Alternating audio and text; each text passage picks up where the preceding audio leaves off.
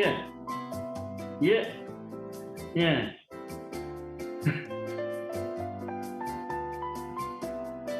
어디요? 그거? 지금 설립은 됐어요. 그 1차, 2차 회의를 지난달에 했나? 네, 그렇게 했고, 예? 그거는 서울시에다가 일단, 했어요. 왜냐면 지금 법정 분쟁이 있잖아. 형제들 간에 분쟁이 좀 있어요. 그래서 아직 지금 법원 2심까지는 났는데 최종심이 아직 안 끝났어.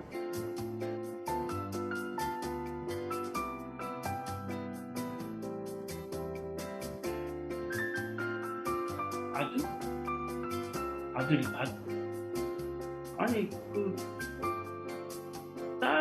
딸 하나는 영국에 있고 또 딸 하나는 우리 요 회장 사모고 거기 이제 집이 뉴욕이 있더라고요. 아니 요 회장 거일 거예요. 왜? 네. 네.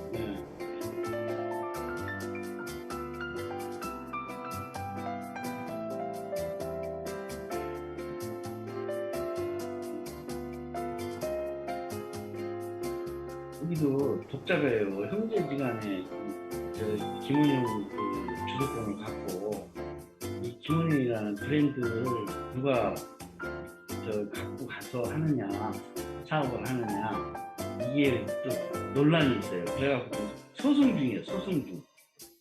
그래서 기념사업회 얘기는 안 하는 게 좋을 것 같아요.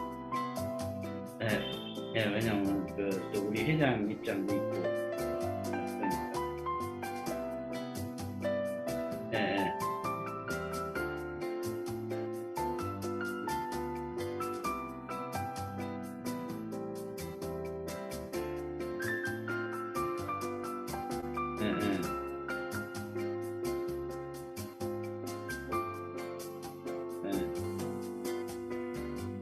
김원용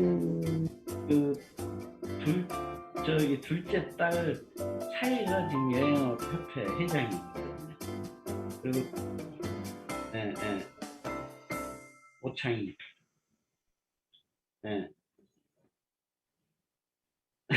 오창희 회장이고 사모는 피아니스트, 세계적인 피아니스트.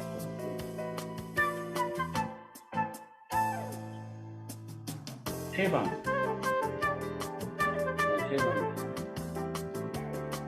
아니 세일인가 뭐죠? 세중인가 뭐 있어.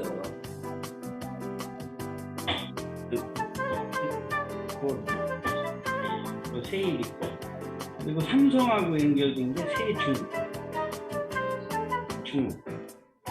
네, 삼성하고 연결되고 여기 세방은 우리나라 최초의 민간 여행사다. 아버지가 옛날에 대한여행사는 공무원들이 했었다며.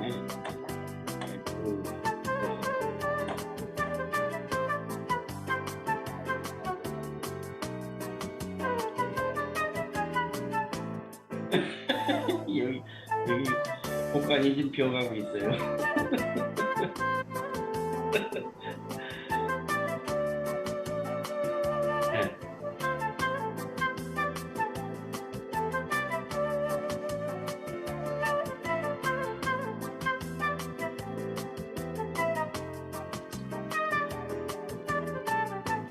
저는 그 친구한테 아주 정념이 떨어져갖고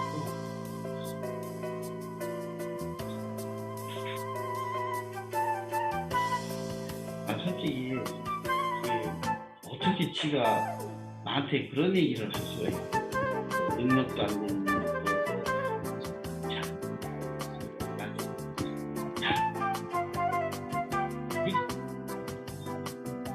난 솔직히 진짜 속이고 싶지 않은 사람 중에 하나. 암만 사람을 무시해도 그리고 또 지보다 내가 나이나 적다면 모르겠는데 뭔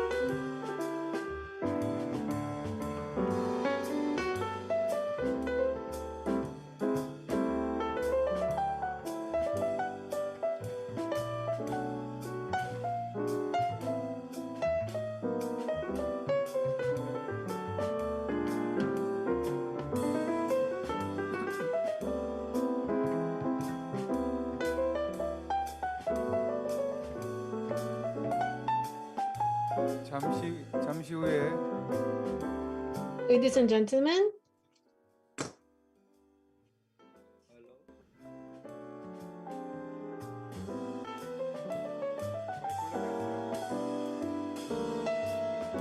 잠시 후에 개식을 ladies and gentlemen, shortly we will start the opening ceremony. So those of you who are still outside, please come into the hall so then we can start it.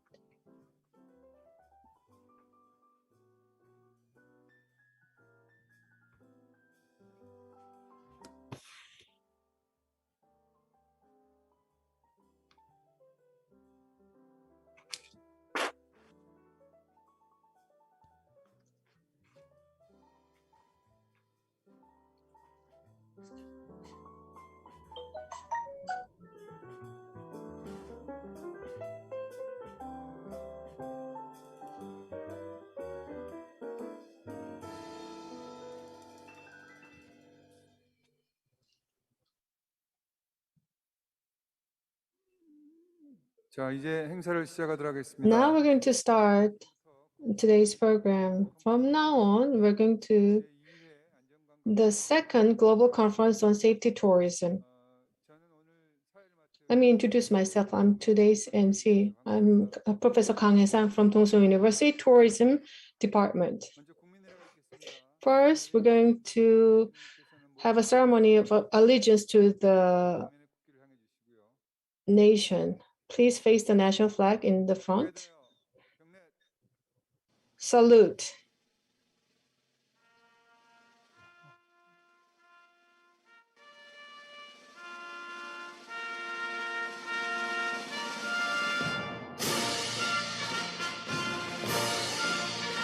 나는 자랑스러운 태극기 앞에 자유롭고 정의로운 대한민국의 무궁한 영광을 위하여 충성을 다할 것을 굳게 다짐합니다.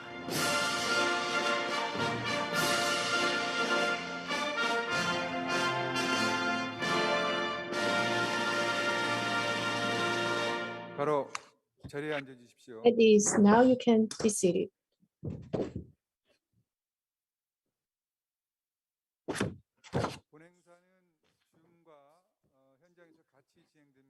We are having this event both online and offline using the Zoom platform. So some of you are connecting through Zoom and some are participating here offline. So first of all, we're going to have the opening remarks by Professor Oh Ik-kun from the World Culture and Tourism Institute. He's currently connecting through the Zoom. Do you hear me, Mr. Oh? Hello, everyone. Professor Kang, nice to see you. So starting from today, in the next 2 days, we're going to hold this international global conference on safety tourism. We held the first conference last year, which was quite successful. But in the meantime, the environment has worsened over the past year.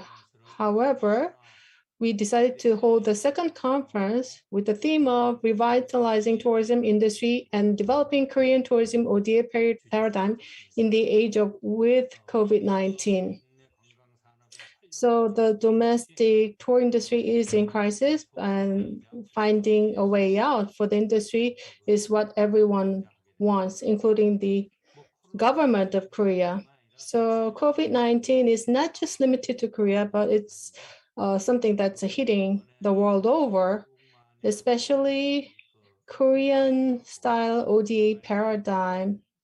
We want to identify to offer to developing countries that will be a great way to solidify global network through tourism. Because ODA is one of the best channels to contribute to the development of tourism. So with people from different countries, this will be a forum to exchange our knowledge and experience in this regard, which is very meaningful.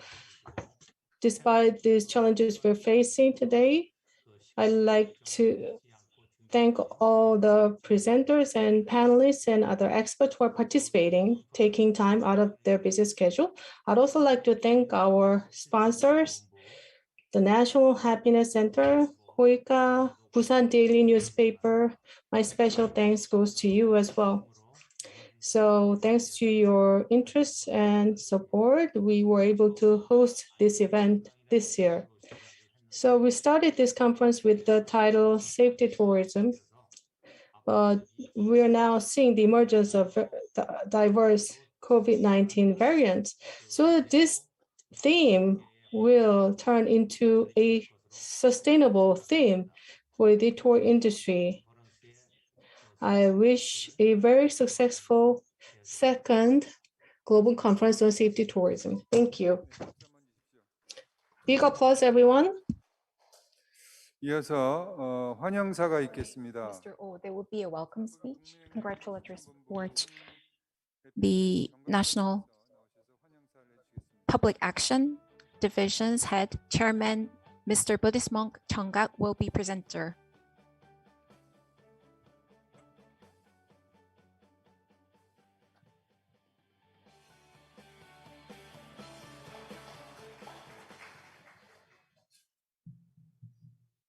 안녕하세요. Good afternoon, ladies and gentlemen. Nice to meet you all. Today, this Cultural Institute from the World Culture and Tourism Institute sponsored, hosted, and sponsored by Busan City of Busan, the second Global Conference on Safety Tourism faces its second anniversary today. Recently, in and abroad of Korea, owing to COVID-19, there are multiple difficulties. And amid these difficulties today, I would like to express my deep gratitude to all the local and overseas tourism experts and academics and attendees who have prepared today's event and attending. The city of Busan, where we're living, is blessed with national tourist attractions of seas, river, and famous mountains. It's a pity that up until now, Busan has not gained big achievements in tourism area compared with other international tourism cities.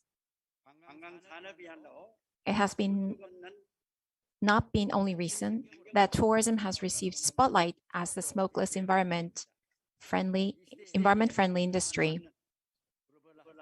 Endlessly preparing and developing global tourism industry is what is necessary for us to resolve the present issues of Busan and to prepare our future. If the advanced tourism development is successful, Busan, the starting point of Eurasia, could have an inductive effect not only on the region of Busan, but to the Korean economy as a whole.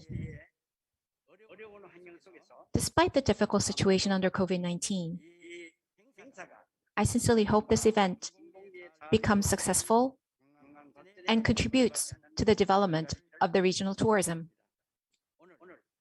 Today, to prepare today's event, I'd like to express deep gratitude to all of you from World Culture and Tourism Research Institute who have prepared day and night for today's event, and all the attendees from in and abroad.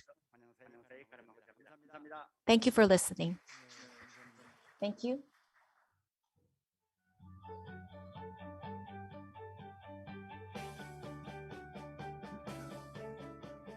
이어서 축사가 이어지겠습니다. Now we're going to watch Mayor Park Hyung-jun's congratulatory video.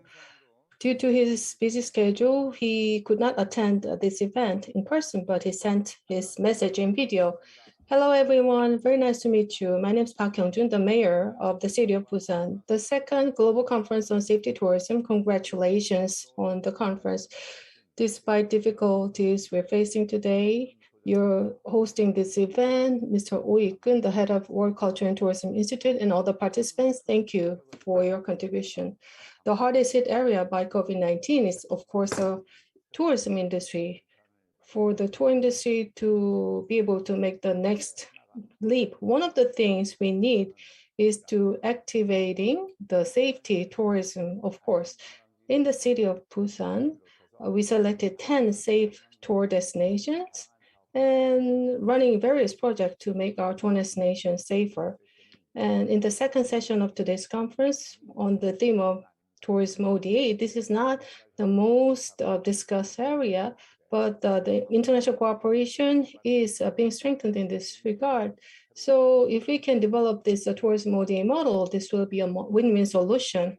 So I hope this conference will be a forum where we can identify some great ideas and have exchanges. Once again, congratulations. Thank you. Big applause, everyone. 이어서 축사가 있겠습니다. Now we will have congratulatory message. The Philippine Embassy, Maria Teresa de Vega, will have her presentation. This is Philippine Ambassador Teresa de Vega conveying congratulations to the World Culture and Tourism Research Institute and the Sungwon Cultural Center for organizing the second International Safety Tourism Conference. In the midst of the pandemic and in the interest of everyone's health, as well as rebuilding travel confidence, the Philippines Department of Tourism ensures that tourism stakeholders comply with the protocols and precautionary measures set by the World Health Organization and the Philippines Department of Health. In recognition of our efforts on global standards for health, safety, and hygiene, the Philippines has been awarded the use of the Safe Travel stamp from the World Travel and Tourism Council, or WTTC. This enables tourists to recognize destinations that meet international standards for health and safety, allowing visitors to confidently enjoy safe travels. The Philippine Department of Tourism has been working with tourism destinations around the country in ensuring that they comply with prescribed health protocols, use new technologies for safer, contactless travel, and have prioritized the vaccination of our tourism sector workers. As the Philippines prepares to host the World Travel and Tourism Council Global Summit in March 2022, we will welcome participants to a safe travel and tourism experience. We hope that we will have many opportunities to exchange views and best practices with our colleagues and counterparts in Korea on this all-important matter. Again, our wishes for a productive conference, and we hope to see our Korean friends again soon and to welcome you to a more fun and safe experience in the Philippines. 감사합니다. 마부hay. 네, 역시 박수 부탁드리겠습니다. Welcome her with warm applause. Thank you. 이제 축사 한 분 더 모시겠는데요. Now We we have have one more more congratulatory. Mr. Sung-sun.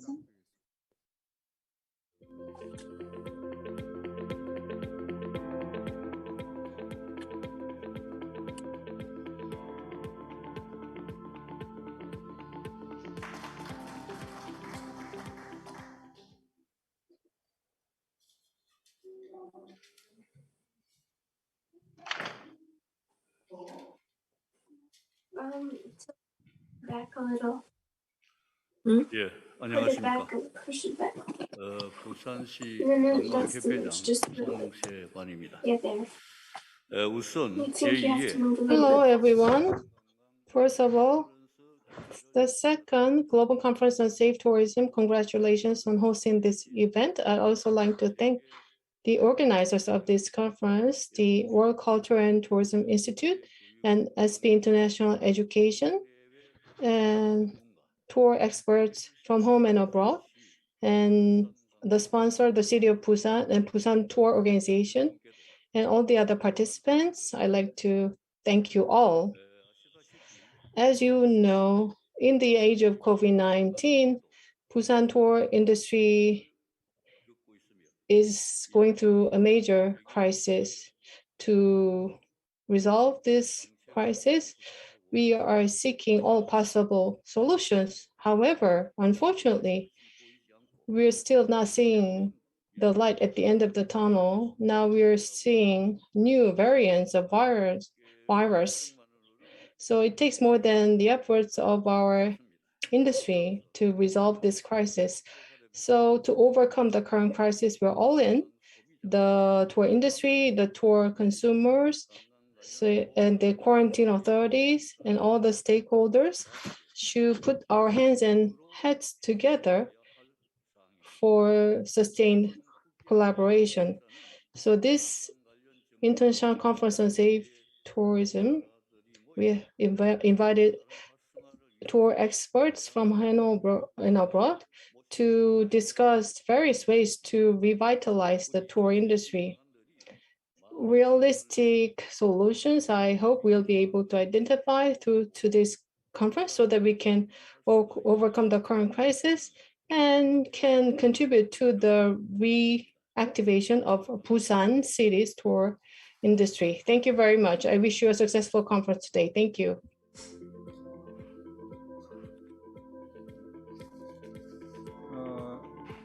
예, 우리 협회장님께서 말씀해 주셨고 Mr. Song has mentioned, before the keynote speech, the congratulatory messages will be communicated. Sahagu, Assemblyman Mr. Cho Kyung-tae, and Baek Jung-hyun, National Assemblyman, and Busan City Special Envoy, female envoy, Ms. Song Soo-ki has sent congratulatory message and visited briefly. Now we have keynote speech. Former Minister of Tourism, Ms. Nizala Lim. Ms. Lim has served as the minister in Kurasan Aquino administration and has worked in World Tourism Agency as well. Now she serves as a consultant of FPPI. Let me connect her. The keynote speech is about 14 minutes. Please focus on the note speech. Thank you. Thank you very much for the kind introduction, sir. I wish to thank the organizers of this conference for inviting me to speak about a topic which is very timely during this time of the pandemic: developing official development assistance, or ODA, for the tourism sector. First of all, a quick review. Next slide, please. May I have the next slide? A quick review. The pandemic has severely affected the global tourism sector. For instance, 121 million jobs were lost by the end of 2020, and $5.5 trillion in tourism income was lost, according to the World Travel and Tourism Council. While recovery seems to be underway, it is slow and uneven. Cross-border movements are still restricted, especially now that the Omicron variant has been identified. Thus, the forecast from the International Air Transport Association, or IATA, is that the 2.8 billion departures by air will be 38% down in 2021 compared to 2019. International airlines are devastated. Some have filed for bankruptcies, and many have reduced their fleet sizes. Next slide, please. Next slide. The pandemic has exposed the old model of tourism that was characterized by overcrowding, high greenhouse gas emissions, wastefulness, and inadequate planning, including planning for health crises such as this pandemic. May I have the next slide, please?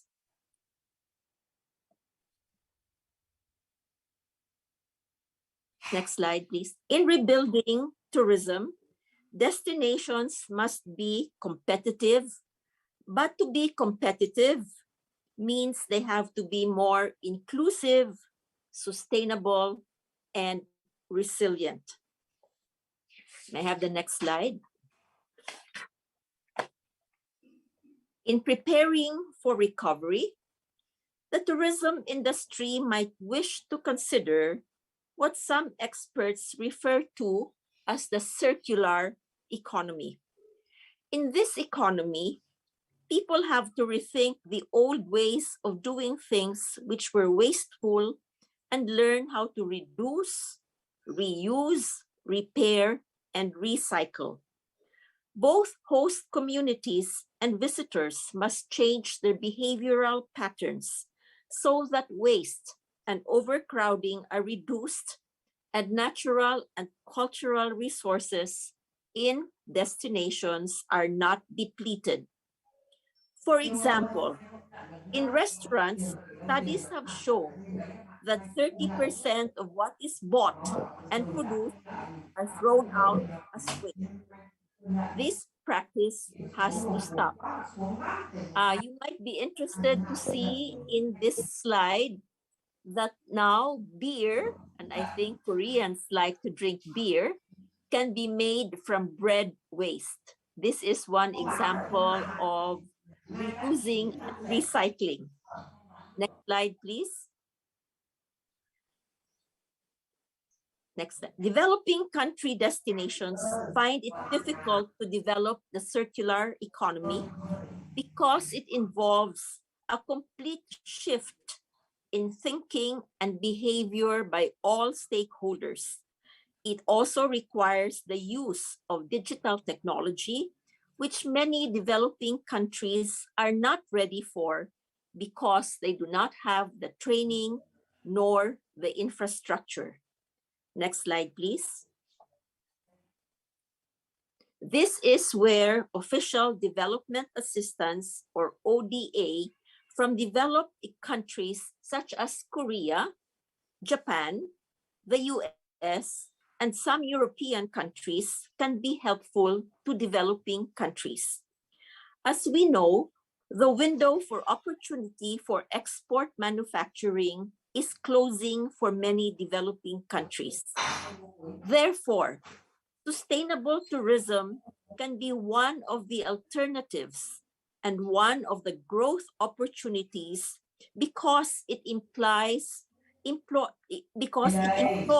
people across wide sectors of society: women, youth, and indigenous peoples.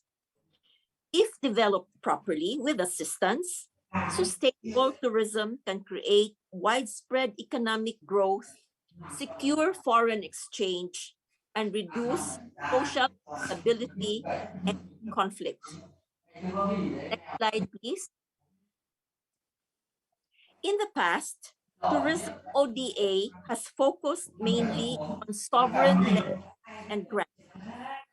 Sovereign lending is guaranteed by the recipient government and is usually in the form of soft loans. Traditionally, these soft loans and grants were given for capacity building for tourism managers, education and training, developing tourism facility, and operational standards. Sovereign lending and grants for infrastructure probably account for over 95% of total ODA. My observation is there needs to be more coherence in the granting of ODAs, and this coherence should come from closer collaboration between the donor country and the receiving developing country, using as one of the bases the new model of the circular economy that I described earlier. For example, if COICA is going to give ODA to the Philippines, there must be closer collaboration between COICA and our National Economic Development Authority, or NEDA, which is the central planning body, and the Department of Tourism.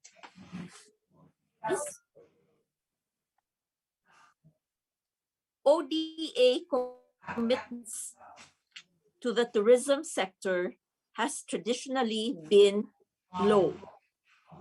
Next slide, please. I skip this slide. May I have the next slide? ODA commitments to the tourism sector has traditionally been very low. Trade and tourism averaged just over 1.2% of total ODA commitment between 2013 and 2019.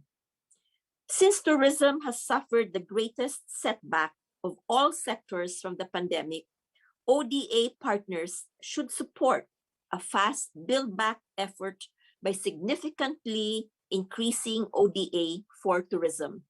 Allow me to share with you a case study from the Philippines. It is from Coron and El Nido in northern Palawan. Next slide. These are beautiful ecotourism blue ocean destinations, very popular with people who like to dive, to swim, to trek, and to enjoy beautiful scenery. There was rapid growth in tourist arrivals up to 2018, but this softened in 2019, not because of the pandemic, but by concerns about beach and water pollution and health safety. 30% of the population has been classified as poor, and tourism was a major source of supplemental income to coastal communities and indigenous peoples. Boatmen, dive guides, fishermen, handicraft producers, and the like. Next slide, please. In the latter half of 2019, the impact of the COVID-19 pandemic was even stronger. There was a complete collapse of tourist arrivals. 7,400 jobs were lost, and 1,815 businesses closed, and most of them are unlikely to reopen. Many households in Coron and El Nido have fallen back into poverty. Next slide, please. As I mentioned earlier, even before the pandemic, tourism was already unsustainable. If you will look at this sign here, it says, swimming is not allowed in this area due to high coliform count. And if you look at the images, there's destruction of corals, there's overcrowding in tourism attractions, and there is urban sprawl in both municipalities of El Nido and Coron. So there is low quality of tourism facilities and services, limited investment in basic infrastructure such as potable and running water, sewerage, and power, limited or poor facilities for health, weak destination management organizations, and exclusion of marginalized groups, especially indigenous peoples, because this area has a lot of indigenous peoples called the Tagbanwa. Next slide, please. So, given this example, what would be the required interventions by official development assistance? Number one, enhance the capacity of national tourism organizations, in this case, the Department of Tourism of the Philippines, so that they can understand and implement the principles of the circular economy. Two, provide concessional loans and grants to support investment in basic infrastructure. Three, increase the participation of local communities in livelihood development. Four, enhance the resilience of host communities and help them diversify the tourism supply chain. For example, tourism supply chains should be localized rather than depend on imports. Lastly, provide non-sovereign loans and investment support to the private sector. In other words, there is a facility in the ODA where it can invest equity in private establishments, and tourism facilities. Next slide. I leave you with this food for thought as you try to develop a Korean tourism ODA paradigm. I hope that Korea and the Philippines can work together in some projects to demonstrate how the principles discussed here can be put into action.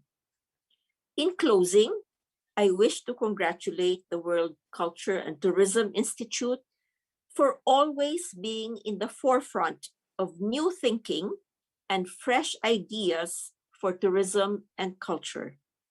Thank you to Dr. Ik Gyun-oh, to Mr. Sunjae Park, and the officials of the Institute for giving me this opportunity to be part of this interesting discussion. Thank you and good afternoon. Thank you.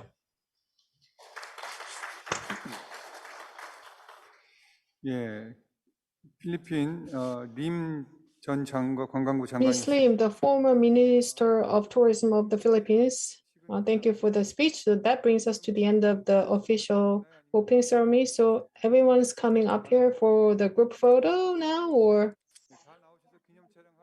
Okay, so I'm going to invite everyone to come to the front to take a group photo, and then we're going to take a short break, and then we're going to go to the discussions.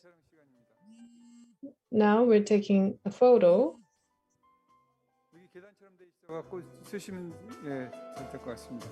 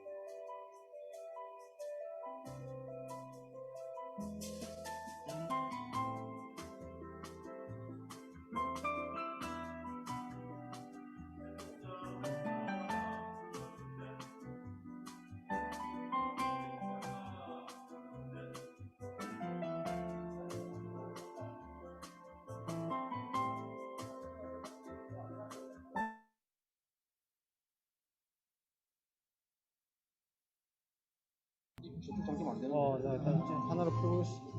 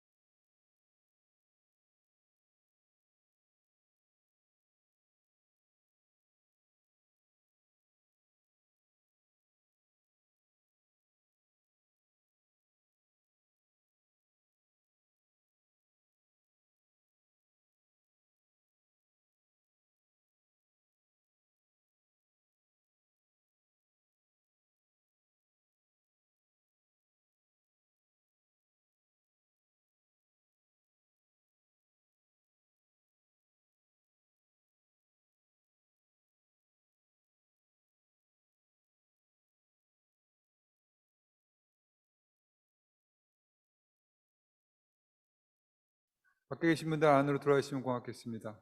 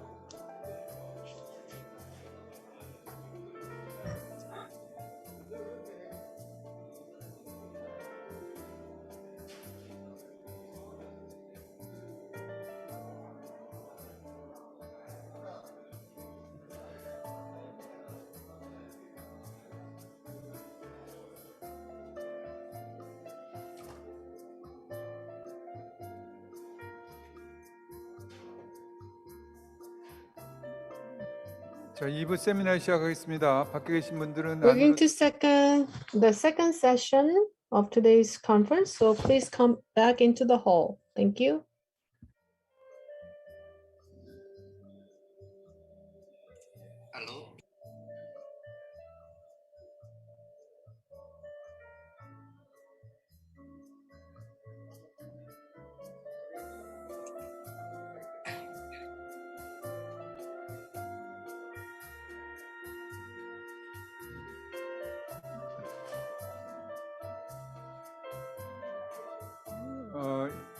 본 행사는 이곳 현장에서 진행과 함께 Ladies and gentlemen, this is a hybrid online and offline forum. So about 500 people are participating through the Zoom online, but here 70-80 people here in Busan physically. So anyways, we're going to resume the next part of today's conference shortly.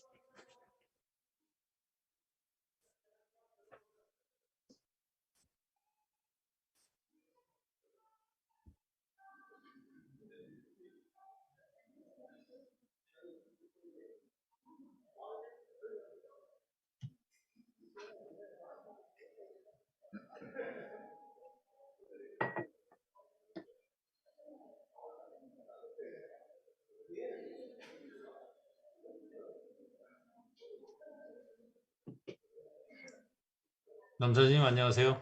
네, 안녕하세요. 네. 반갑습니다.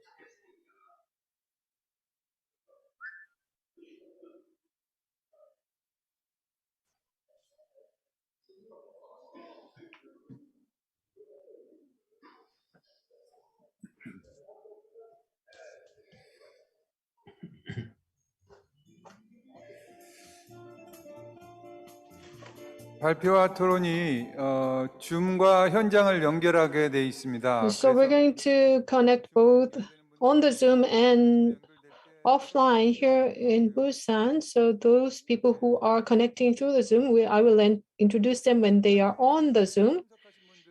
And let me introduce the panelists and the presenters who are here in Busan. The Secretary General of Busan Tour Association is going to make a presentation shortly. And Mr. Choi Kyu-hwan, the professor of Donghwa University, he's a discussant. Dr. Lee Kang-wook is here. He used to work at the Global Culture and Tourism Institute. Now, let's turn to our online platform. Back to you, Professor Oi-kun. You will be moderating this session. Professor Kang, thank you for your efforts. Now, as I am going to be a moderator of the first session on the ways to revitalizing tourism industry in the age of COVID-19. So we have about 500 people logging in to the Zoom. So we were going to invite 3 speakers for this session, but this third person is in Australia. He couldn't really take his time. So we are going to have only 2 presentations, and then there will be discussion by 3 panelists. First presentation will be by Mr. Nam Ki-young, who is the CEO of Global Tour Japan. Next up is Mr. Kim Ui-jung from Secretary General of Busan Tour Association, and Mr. Baek Sung-pil from the Korea Tour Association. He is joining online as a discussant. Now, from now on, I'm going to invite CEO Nam Ki-young from the Global Tour Japan to make his presentation. Please welcome him with a big round of applause. Hello, nice to meet you, everyone. I am Nam Ki-young in Japan. Today, I'm going to present based on my slides. First, the topic is tourism revitalization plan with COVID-19. But let me first introduce myself before I do so. So I've been working in the travel industry for 30 years in Japan. I'm running 2 travel agencies at the moment. In 1990s, Korea's first private sector travel agency is Haebang Travel Agency. I joined that company, and I was dispatched to Japan, Osaka and Fukuoka, as an employee of the Haebang company. And I set up Global Tour Japan in 2008 here in Japan. And due to the impact by Chinese inbound, in 2015, I also founded Dream Japan International Travel Agency. I'm currently running these 2 companies, travel agencies. And in 2019, I was certified as a hot spring sommelier. So hot spring brand Onsen Ring I opened in 2020. And this year during the Tokyo Olympics, I operated the meal center for the Korean sports delegation. And personally, I have traveled 50 countries around the world. My goal is to travel space trip. And I watched on the news that a Japanese millionaire had a chance to visit space, make a space travel recently, which was quite exciting news.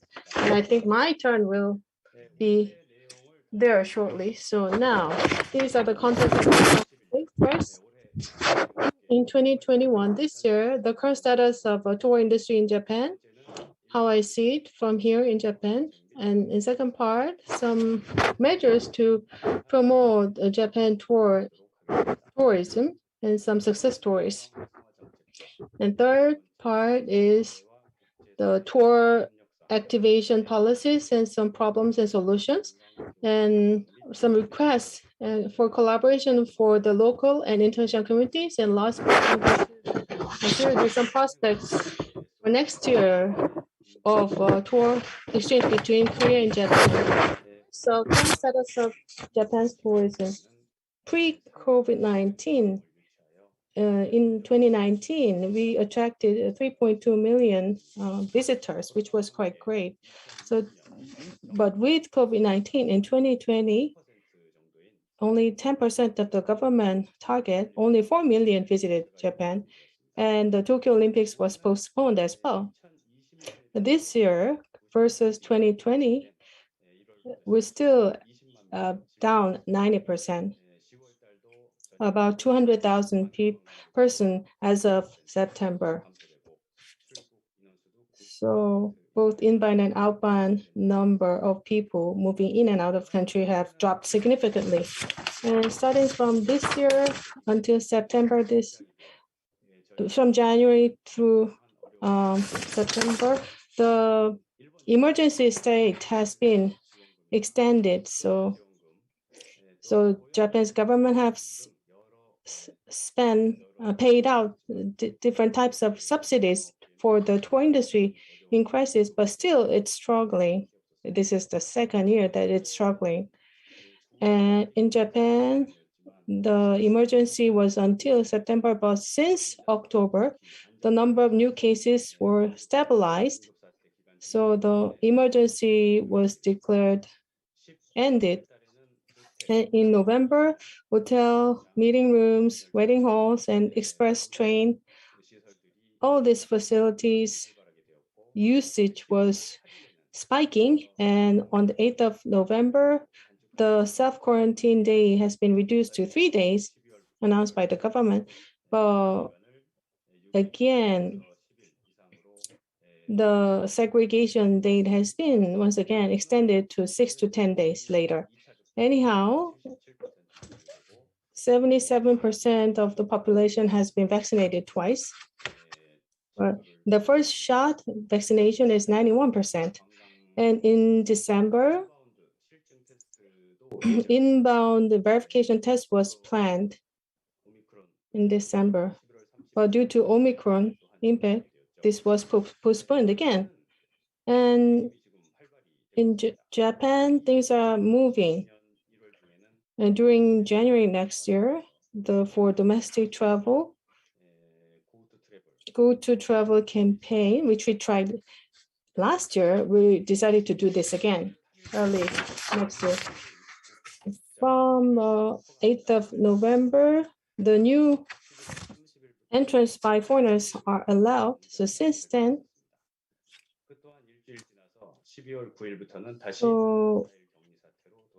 but then in December, it was banned again. So 일본 여행업계는 많은 변화를 올해 보였습니다. 여러분도 아시다시피 일본 최대 여행사인 JTB는 자본금을 23억에서 1억엔으로 바꾸고 본사 빌딩도 매각했으며 HIS의 경우는 본사 건물도 매각하고 해외 점포의 약 35%를 클로즈하고 국내는 약 100점포까지 배점하는 사태에 이르렀습니다. 네, 그리고 일본에서 100년 이상 영업을 해온 일본 여행은 자본금을 40억 원에서 1억엔으로 바뀌고 일본 유명 호텔들을 운영하는 후지타 관광은 호텔 자본금을 120억 원에서 1억엔으로 바꿔서 중소기업으로 변화하는 움직임을 보이고 있습니다. 일본 국내의 여행 소비액 움직임에 대해서 살펴보도록 하겠습니다. 2019년에는 21조엔 정도의 규모였는데 So overall, domestic travel takes up about 80% and inbound, outbound about 20%. 2020 COVID-19 is there and domestic 60%, outbound, inbound of around 10%. So 61% reduction compared with the previous year. And this year, as COVID-19 is stabilizing between April, May, and June, 80% increase versus previous year. Versus 2019, before COVID-19, it's still down 70%. In Japan, tour business model has changed a lot, especially by prefecture. There are some discounts for the local community members, which is receiving great feedback. Tourists from near areas, microtourism, so-called microtourism. So this is having a great results. And from between November to March, Sapporo, Hokkaido winter discount program. It's not good targeting just the local residents, but for any Japanese people. So there'll be some subsidies and discounts offered to these tourists, receiving great feedback from the Japanese people. And some changes in the tour industry, it should be based on a thorough hygiene control, and we have to identify some new demand, and we want to focus more on the weekday and off hours travel, targeting short distance travel.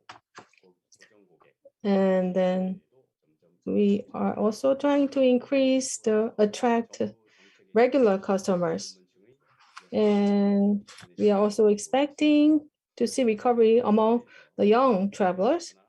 And due to the impact of telework and workation, we're moving towards a short stay to long stay. And before and after the long holidays and weekday, we're seeing more movements on those periods. And from personal travel, family travel, natural experience, and dispersed trip is increasing.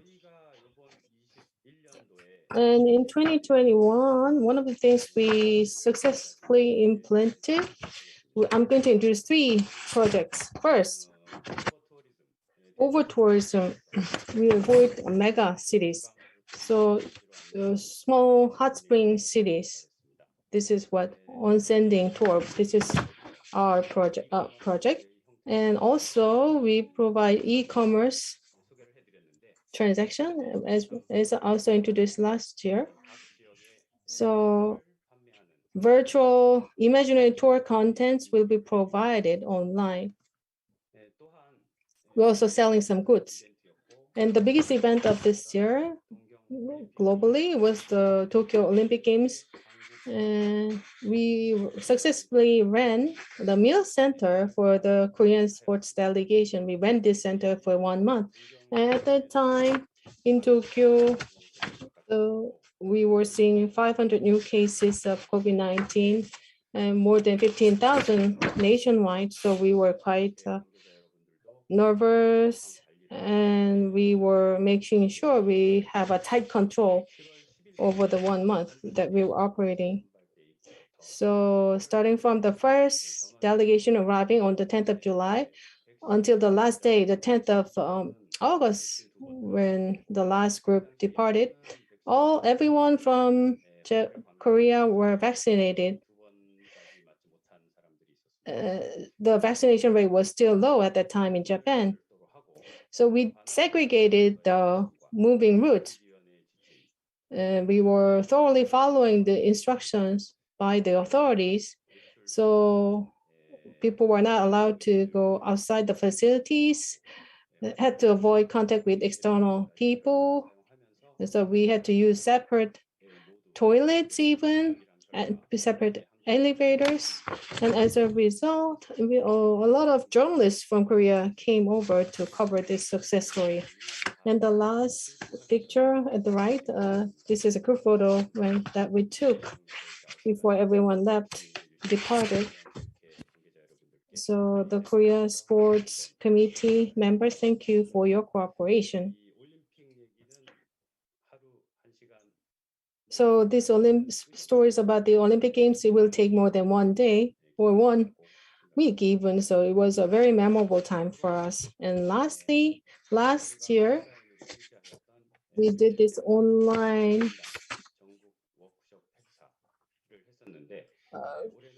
national workshop for Koreans in Japan. But this year, we did this as an offline event. In November, there was a new development. COVID situation improved in November. So about 64 members gathered for this event. Of course, all people were finished their vaccination. We checked the temperature in a wide area, changed air frequently. So this was over the 2 days. So as we did this type of event, what I realized is that we abide by the basic rules and principles. We can have offline events successfully and safely. Maybe we were lucky as well, but I thought if we follow the rules strictly, I think we can have a safe tour, safe travel. And the countries that I want to travel to after COVID-19, So there was this survey done. Of course, Japan was on the top of the list, and Korea was second, 38%.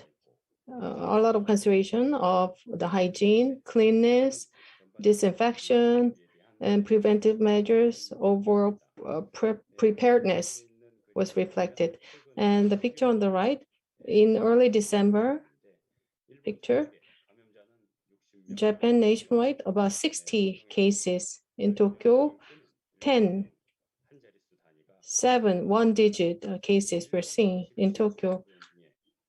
47 prefectures of Japan, more than half, had 0 cases. Pre-COVID-19, tour industry was a growing industry, of course.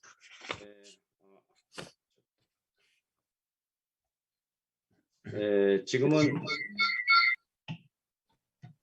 죄송합니다. 지금은 잠시 But now, it's time for us to stop for a moment and think about the future.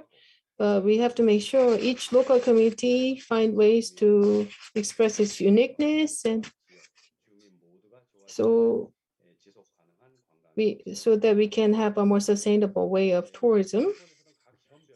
In Japan, by prefecture, they have different programs. One of them is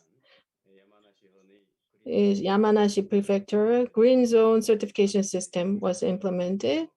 So they set the criteria for anti-infection measures. They do on-site investigation, certification, and then user evaluation, and they achieve the value of trust. So they get, once certified, they get this type of stickers or discounts and special benefits. So 7 items we have to do now. 3 C's: closed, concentrated, and contacted. We have to avoid those 3 C's. And we have to focus on homebound, near travel, microtourism, and safe tour. We need to focus on that. And sustainable nature, culture, environment, and civic pride. That means our love and pride about the area that I'm living in. And to make it better, we need local training on that. And what are the challenges and solutions that we are facing? And next, we have to set the future vision. We have to find ways to overcome the over-tourism issue. And lastly, we need to attract and nurture talents. Recently, there's a travel industry meeting. Rice work and flower work. Rice work is a basic economic activity, something you have to do now, making money, like grounding work. The flower work is not for the immediate moment, but setting up the infrastructure like bridge. So if you read the Chinese characters, if you combine the Chinese characters for rice and flower, that comes to mean the fungus. So if you work hard on both aspects, this fungus will change the wheat flour to sugar, and you can fertilize a great rice wine. So that means inducing a great qualitative change, making a great local community. 5th part is the current status of tour exchanges between Japan and Korea. So Korean people visiting Korea and Korean people visiting Japan. These numbers are down there. So in 2020, it's minus 88%, and 2021 between 1 to October minus 96%, quite serious. Pre and after COVID-19. next year, December, from Japan to Korea, FAM tour, from overseas to Japan, inbound certification tour were planned. On the 30th of November, it has been announced to be postponed. So this demo tour should be implemented soon. If this turns successful, then we can see more increase in the exchange of tourism, not just in Japan, but the worldwide. The Omicron has arrived, and we'll have to see how that unfolds. The number of infection cases in Japan is stabilizing at the moment. In 2022, Japan, Korea exchanges were starting to receive quotation, and for general trips, and we're also receiving some quotation for the school trips in the fall season next year. A lot of students in Japan wants to travel to Korea as soon as they can. And the number of, depending on the COVID-19 situation in the two countries, there may be some changes, but the potential travelers from Japan to Korea, there's a huge demand about to explode. So I hope after April next year, the COVID-19 situation will stabilize so that our bilateral tourism exchange will recover. So I hope more and better friendship and relations between Korea and Japan, and I hope we will be able to see the end of COVID-19 soon. I hope everyone can put our hands together to overcome this crisis we're all in together. Thank you very much, Mr. Nam Gi-young. Thank you for your presentation. Yes, Mr. Nam. Amid the COVID-19 Japanese trend, how it changed in sync with the global changes, it is replicated in Japan as well, it seems like. Yes, and consequently, tourism promotion measures have been proposed by Mr. Nam. Especially, we don't use it in the academia, but micro-tourism, so to speak, visiting nearby areas, or like paratourism, is used by Professor Jeffrey in the US. We don't use that term in Korea. However, microtourism, when we say it, so against paratourism, sounds a little easier to understand in Japan, that paratourism. And the discount system in Incheon, Japanese prefecture, seems to be a good measure to promote tourism in Japan. And we will engage in discussion later on. But those infected are less than 60 nationwide, and weekly, less than several thousands in Tokyo. In Korea, the number of new infectees are increasing over 7,000. Previously, Japanese vaccination rate was lower, but it seems to have been reversed between the situation between Korea and Japan. Our number of infected should go down significantly to be able to communicate and travel frequently. However, Japanese people wouldn't be able to visit Korea out of fear. So the statistics was surprising. So the microtourism or local tourists are on the rise, you mentioned. So after a lockdown has been released, that to a certain extent, I don't know how it has been communicated to people globally, but after COVID, Japan topped the country people most want to visit. That kind of statistics result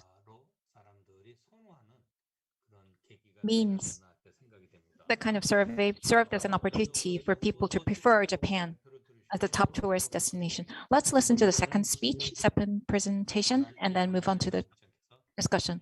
Mr. Kim Eui-jung, Busan Tourism Council Secretary.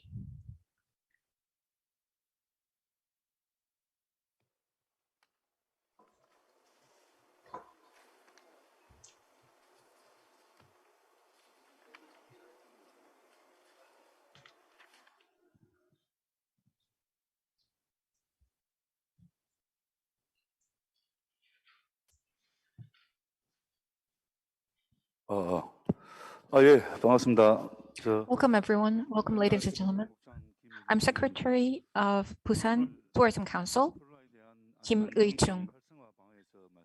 I would like to touch upon the measures to promote tourism under COVID-19. In Westin Chosun Hotel and Accor Room, Sofitel,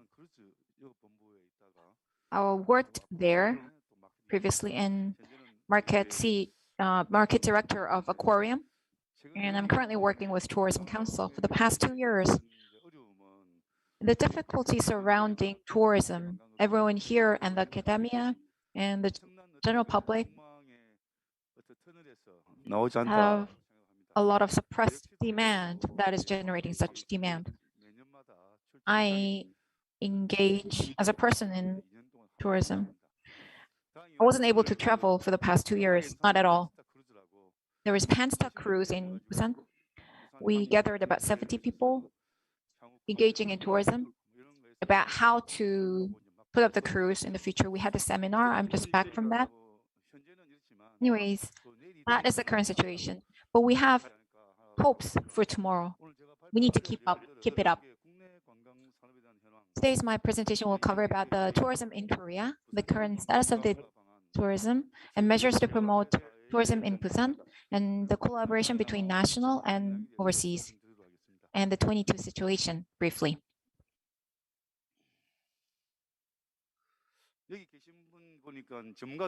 People here, it seems like there are experts and non-experts, so briefly, let me touch upon the tourism in Korea. Tourism is based on Tourism Promotion Act. In 4 areas, there are 34 types of businesses. Tourism, local and overseas, and general tourism, and travel accommodation, like 5-star, 4-star, 3-star accommodation facilities, and tourism facilities, tourist facilities like theme parks, and MICE industry, international conference, and travel convenience facilities, and casino where foreigners can visit. These are initially the tourism sector, business sector. And secondly, is the principle which connects those, like airlines, railway, charter bus, rental car, and public transport, and suppliers who provide or supply products, the second vendor or third vendors,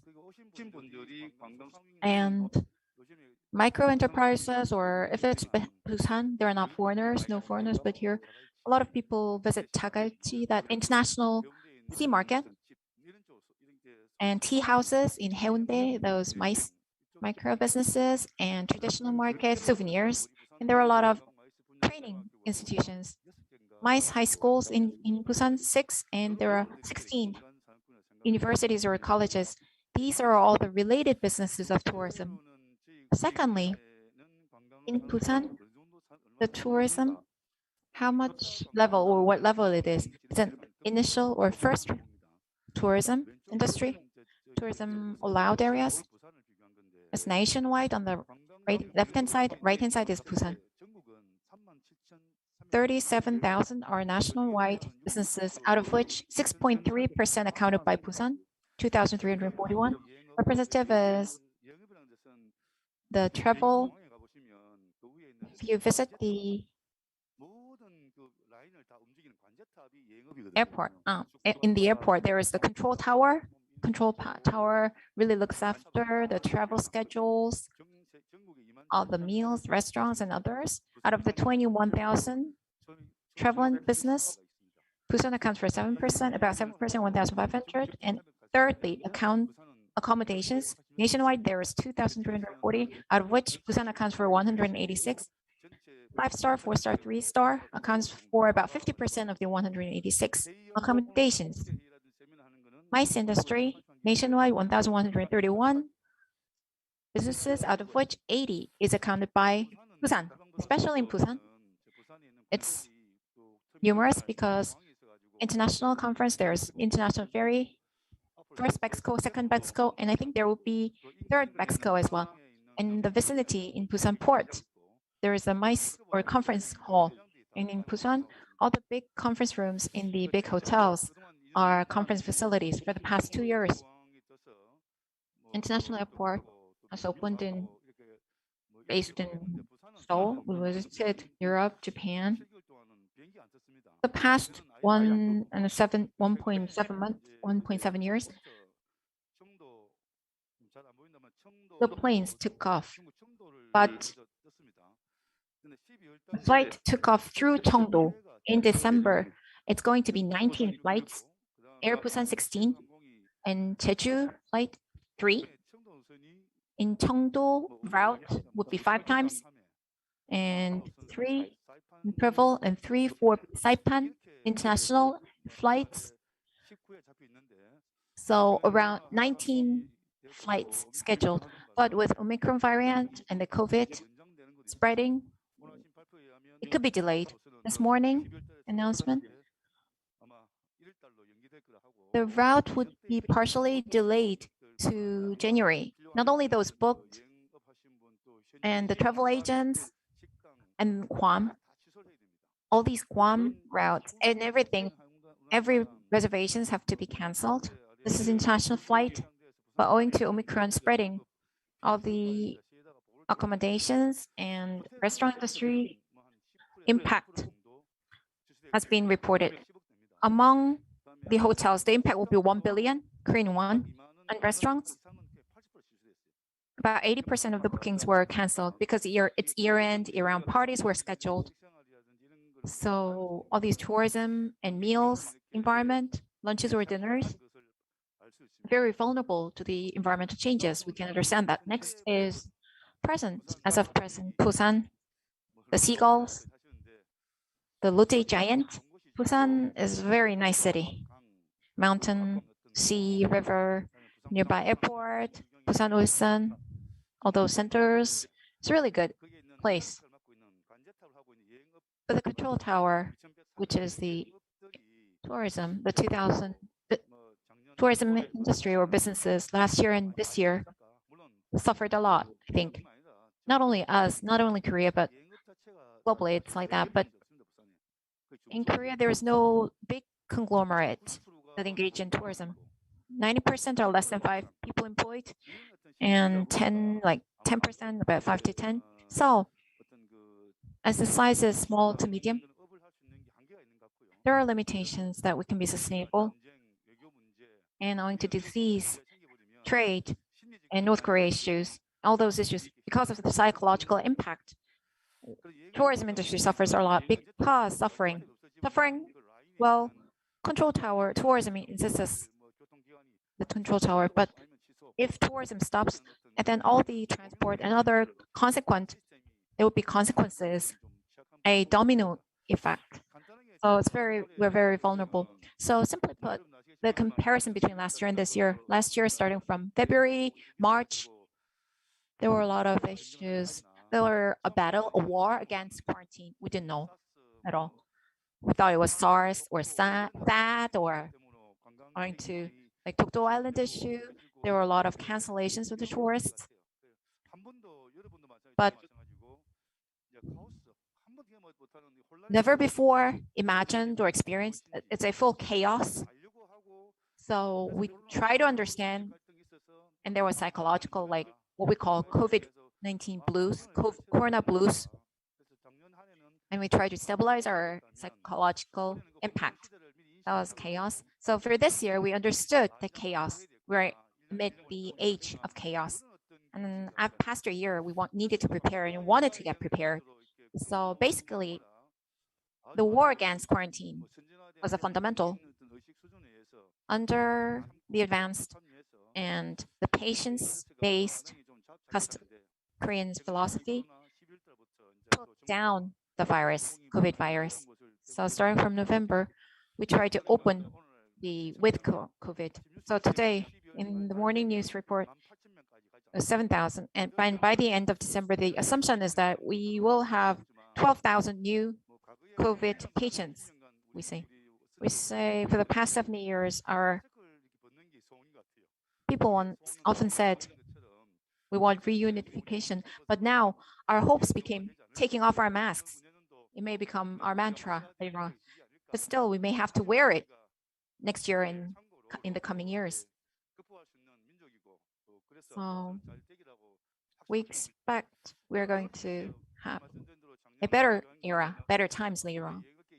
So compared to last year, a lot of people in the tourism industry are transferring their jobs, or they taking leaves, and they're going for shared offices to reduce their fixed costs, and they're digitizing themselves. And even if there are virus variants, the philosophical or psychological impact is less because we now know what's coming. So for this year, it's going to be, and it has been, a season 2 of the war against quarantine. And we expect to recover well from those kind of damages and impact. Now let me move on to the policies to promote tourism in Busan area. There are 17 cities and tolls. In Busan, internal MICE promotion fund there is. In 2020, Mr. Kang Professor Kang led this project to protect the ecosystem of the tourism for 5 years. Busan City's fundraised was 10 billion Korean won. Well, money is not everything, but we need to provide money or funding in difficult times. So with that, to 1,300 tourism and MICE industry, per business, we provided support by 2 million. And maybe from next year, we expect to see some other policies. The no contact or non-face-to-face, this kind of conversion, safety has taken place. And right now, like what we're doing, the hybrid form of meetings are taking place. It's my friend, my previous presenter. So I met him 3 years before in Osaka. I would like to have soju with him,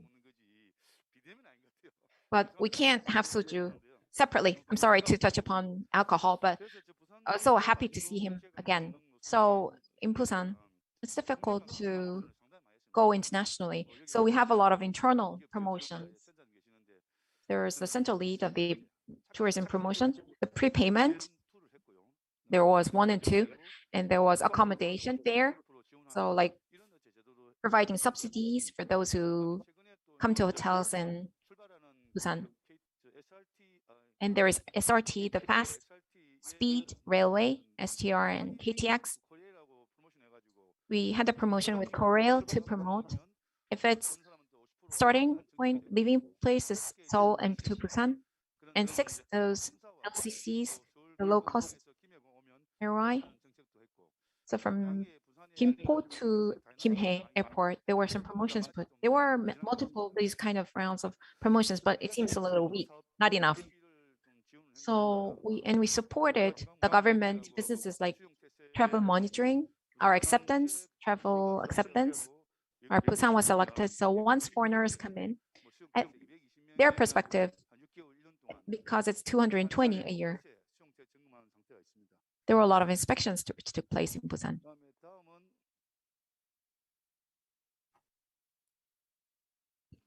현 단계의 관광 활성화 This 문제점 level, tourism promotion issues and how to resolve it, solutions. The issue is same for Japan as and others mentioned as well. The travel bubble or COVID situation and medical situation and vaccination rate, there are a lot of issues. So I think we'll probably have to travel indoors or internally. Domestic travel would be mostly. And we expect new variant to pop up consistently, so we need to get prepared in our minds. Third is tepid or insufficient response to customer trend changes. Tourism, like the legislation is very weak. for tourism. Of course, there are other sectors too, but this kind of policy should continue. Of course, people think that tourism is a future industry. The legislation is not enough, insufficient. So we need to promote on that area. All the National Assemblymen in Busan and nationwide, all the legislation regarding tourism to promote tourism, we need to do something on that. And at first, discrimination regarding digital demand. There are the MZ generations, their demand, and the customer trend, because they are in their 20s and 30s. But there is X generation, Y generation, the silver generation should also be a part of those tourism plan. The solutions, the local administration to increase their budget, we need some legislation to beef it up. And then we need to reinforce our internal capabilities, regional or local tourism governance, not only the subsidies, like the commercially, and regarding those administration, we need some governance. Lastly, it's insufficient, but the venture industry, whether it be academia or other industries, we need to foster them. Lastly, we mentioned ODA, but the regional, well, tourism as well as commercial, we need some collaboration or cooperation for social responsibilities. And broadcasting and media should take more responsibility to boost up and to resolve issues of the tourism industry. So the citizens of the Busan to be informed. And also from previous month, the fruit of Busan tourism, like for contributions, social contributions, and the fair and kind tourism campaign. I thought of that idea. Lastly, owing to time constraint, the 22 forecast and tourism communication between Busan and foreign countries. Well, tourism is you actually meet face to face, you shake hands, you hug each other, you eat, and you enjoy, and you talk, chat. You need to get refreshed, then you come back and you produce. That's a really good program. It's a limit to the online tourism, but in the future, owing to we thought about online tourism and communications. Our association, there are 13 associations associated. So we make calls, we send letters that we're doing well. How are you? The kind of greetings, and let's see each other later on. So we communicate, we keep in touch, and also do online promotion. Next year there's Nagoya promotion, and there is also online promotion. We're going to invite 50 to Busan. So a little bit of discussion and then a little bit of online and offline. In 22 forecast, nobody would know about the future, but the previous month announced 10 consumer trends. Tiger or cats? That kind of book was published. Next year, probably tourism will become a tiger instead of a cat. Still, we need some travel or tourism policies for domestic travel. And then international cruise would pop up. So the credibility, our confidence would beef up. And the government only provided overall policies, but it has to become detailed. Lastly, Arnold Toynbee, the futurist, mentioned this. The history of mankind has been a history of challenge. The last part, latter part, until we die, we need to be challenged. So COVID-19, if it's going to continue, we are human beings. We need to accept challenges, and if we overcome it, I'm sure we'll be able to go over it. Thank you very much. 김의중 사무국장님께서 Thank you, Mr. Kim Woo-jung, the Secretary General from the Busan Tour Association. So the first presentation was about overall tourism, the compositions of tourism, the ways to promote tour industry, some issues and solutions. And he also offers some creative ideas as solutions. Online tourism, good-hearted tourism. He made these great suggestions as well. So yeah, there are various issues, not just limited to Busan, of course, nationwide or globally, we are facing these similar issues, I think. Same for the solutions. In many countries, this type of solutions is what a lot of countries need as well. Tomorrow is hope, you said in the beginning. So we have to face this challenge. And these difficulties over the last 2 years may continue into the new year, maybe, but over time, if we try hard, we will see some good outcome in the end. Now, I'd like to invite our discussants. I don't know if they are ready. We're going to start the panel discussion. Mr. Baek Seung-pil from KATA, the Korea Association of Travel Agents. Are you here online on the Zoom? Yes. Mr. Baek, nice to meet you. You're wearing a headset. We cannot hear you, so you have to unmute yourself, please. Unmute yourself. Mr. Baek, we cannot hear you. Yes, there you go. Now you're set. Professor Choi Kyu-hwan, are you there? Dr. Lee Kang-wook? Okay, great. Now, we're going to follow the order in the program. We're going to start with Mr. Baek Seung-pil, the Vice Chairman of Korea Association of Travel Agents. Hello, nice to meet you. I am Vice Chairman of Korea Association of Travel Agents, KATA. First, Mr. Nam Gi-young introduced the example of Japan. I very much enjoyed your presentation. This morning, Korea's, according to the announcement by World Culture and Tourism Institute,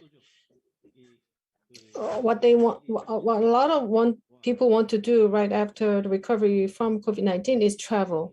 That was overwhelming number one answer.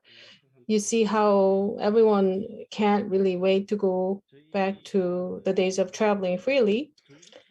So on the government level, at the moment, in the age of COVID-19, with COVID-19, the government has announced a series of measures. First, making loans for the promotion of tour industry,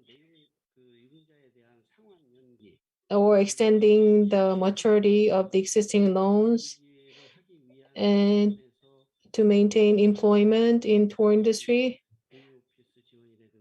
supporting the shared offices or ICT, manpower, support to promote the tour industry. So some of these budgets were there. For digital capacity building, KATA have received support from the government. So last year and this year as well, about 64,000 people we have trained.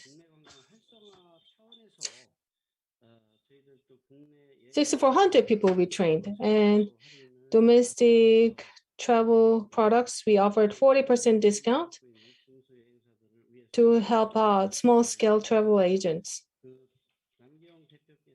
Mr. Nam from Japan, in your presentation, recently the Japanese government to help survival of the tour industry, what are the things that the Japanese governments are doing to support the tour industry in Japan? And my second question is, Currently, vaccination rate in Japan is 77%. I heard. This morning, I checked out the official website. In Korea, the second shot vaccination rate is 81% in Korea. So vaccination rate is quite high in Korea, but the number of new cases is skyrocketing recently. But in Japan, that number is only around 100 new cases. Do you think it's because of differences in terms of the quarantine measures between the two governments? Well, what's your view on this? Well, the tour industry in Japan, the government support for the tour industry is, in Japan is, every month versus previous year or the 2 years ago. First, they kept changing the system, but first they started with the performance is 50 or less than 50%, 50% or more or less, but now it's 30%. So if your business is minus 30%, you can apply for this program. So when you apply Q2 or Q3, you have to report your performance for theories and your payment to the employees, your role, attendance book you have to attend. They pay you 200,000 yens every month. And then if you cannot continue to run your business of travel agent, then the government will pay 200,000 yen every month, depending on your performance. To maintain employment, 100% of the salary of your employees that's supported by the government. In the beginning, it was up to 80% of the salary, but recently they're paying 100% of your salary, and temporarily 6-month rental subsidy was there as well, rent. Not all the rents for 6 months, but there are certain conditions like business performance. And some loans were offered for 3-year maturity without any interest, with 0 interest. So a lot of travel agents took out that loan from the government with 0 interest. And all the relevant expenses were also covered by the government. So it was all perfectly 0 interest over the last 3 years. And COVID-19 since October has reduced significantly. So in the beginning, we questioned it ourselves. We have a new prime minister, so maybe they did something with the data, as people said, but basically Japanese people have different habits. They are not really into shaking hands. They are not really into hugging each other. And Korea is quite cold. It's still quite warm here in Japan. Unless you're in a closed space, we don't spend much time in a closed space. 요즘 오미크론도 그렇지만 고령자들의 And older citizens are vulnerable to infection. And in Japan, older citizens are very well complying with the government instructions. They don't go outside. Nowadays, young people move around, not the older ones. So maybe the news says that's probably why we are seeing a decrease in new cases. And Korea started vaccination earlier than Japan. At the time of Olympics, people from Korea, they already finished their second shot. So they were stabilized. But at that time in Japan, a lot of people haven't received their first shot even. So our staff members, and myself, who were working on the Olympic Games, we took some early measures, took the vaccine early, but the hotel staff were not vaccinated at all, and neither the drivers or people who were transporting food in the hotel, they were not vaccinated. So we make sure we do thorough disinfection and segregating the routes. So vaccination happened later than Korea. So maybe the vaccine is still more effective than in Korea. That I heard that in news. And Secretary General, is there something you would like to add, or what do you think? I'm sorry. What I just mentioned, Sir from Japan mentioned, the tourism in Japan versus Korea could be different. So as far as I know, the Korean, out of 57 million Korean population, the travel agents account for 21, the number of travel agents, 21,000. And the travel agents, 15, about 10,000, 10,500. So against Korean dynamics, we compare Japan versus Korea. Domestic travel is very promoted in Japan, whereas we Koreans go overseas a lot. So that's why the subsidies were difficult to be provided. Mr. Peck, anything you would like to add? Mr. Peck. Yes, let me add just one point to Mr. Nam. It's a question to Mr. Nam. One is particular is that the tax subsidies or the tax credit, reducing the capital or equity being reduced is a difference between Korea. So was it demanded by the travel agencies, or was it from the government or government in consideration of the travel industry? What I've received from the news report, of course, JTBC or HTS, we have contracts with them, and I've talked to their people. It was an internal decision, less than 100 million if it's capitalist. So it's categories as small to medium size. So the tax is very significantly different. So large travel agents, which are over 100 million of a capital, 100 million yen, don't have income and are reducing their branches and early retirement. J-Trip, 8,000 were people laid off or reduced. And other than that, internally reviewed based on the internal review, reducing the capital to less than 100 million, and they've sold their building, their own building. That's how it was summarized. Thank you. Now moving to our second panel, Mr. Choi Kyu-hwan, professor from Donghua University, tourism business major. Just introduced Kyu-hwan Choi, I am. Regarding safe tourism, under the subject, rather than offering questions, I would like to touch upon my thoughts a little. Under the age of with Corona or with COVID-19, we can't deny it. It's COVID-19 is a part of our lifestyle, I think. It's a little negative, but still, it seems like it will stay with us. So when we look at the current tourism status, outbound, you don't need to pay attention, but inbound, international tourism and inbound, this year, January and February, 50,000 came in.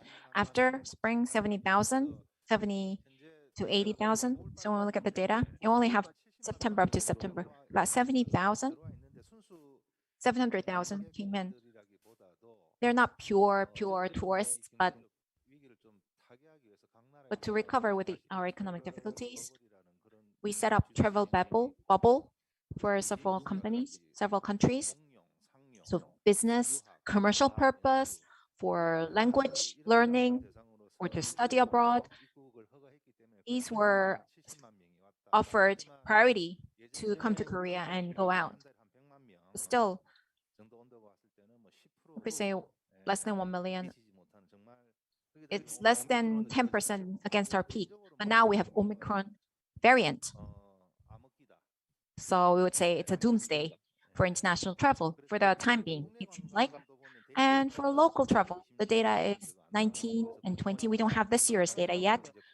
Last year, COVID just popped up. So when we compare with year 19, local demand seems to exist. So 86.4%, which means 86.4% of the population traveled once, the travel experience rate, or 5 times of travel times, and 5.5 days, 530,000 were spent per capita. We don't have this year's data yet. So this year's data, in 19 was good. That was before virus. And 20,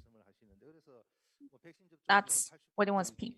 The vaccination rate is over 80%, and we are offering booster shots, and we're releasing the restrictions a little. So because people are stressed out, the demand for tourism is picking up a little. So I'm sure there would be local demand. However, under the age of COVID-19, with COVID, what kind of form of tourism will take place? We'll be able to forecast that to be able to set up policies in response to such trends. Today's theme is safety tourism. So S is short distance.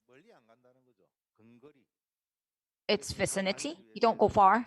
So for safety reason, you travel within where you can go within a day. And A is for activity. S, short distance. So avoid crowd, the closed air, indoors. You prefer outdoors, leisure activities. And F, family-oriented. Because of COVID infection, the safest people, family, not only family, but people, acquaintance, your friends, in small group, FIT, customized travel, and E is to eco area for destination. Environment friendly, clean area, environmental, to visiting such areas. Despite inconvenience, people tend to travel to such safe areas. And so, rather than big cities, you go into rural areas. There's going to be decentralization. T is for tourist site. The popular areas are still popular. So travel is about going to like new places, learning, but we are afraid of that. So those popular areas and those destinations you have visited, which are testified, you'll visit. And why is yet? Still, the demand for tourism is a question mark. So based on national survey, travel survey, the general public surely have demand for tourism, for travel. But to take action, it will take a long time. I'm not a medical expert, but the restrictions should be released. However, minimum, I think, it will take 2 to 3 years, I think, to be fully released. So a little before, I thought things would get better next year, but with Omicron variant, because of such variants, especially international travels, it's still dooming, looming, gloomy. So now it's time to focus on local or domestic travel rather than in and outbound. So especially for accommodations and stay, we need to focus on that. The keywords are 2, micro. One is micro tourism. This was already mentioned. Micro tourism. Previously, it was a group tour, collectively going far destinations, all the fathers and the older generations. But we can't do that. For safety's sake, we need to go nearby in smaller groups. And let's generate a demand for workation. This word was made from Japan, work plus vacation. So working from home in IT companies happen a lot, not only in IT, but thanks to technology development. So adding vacation to work.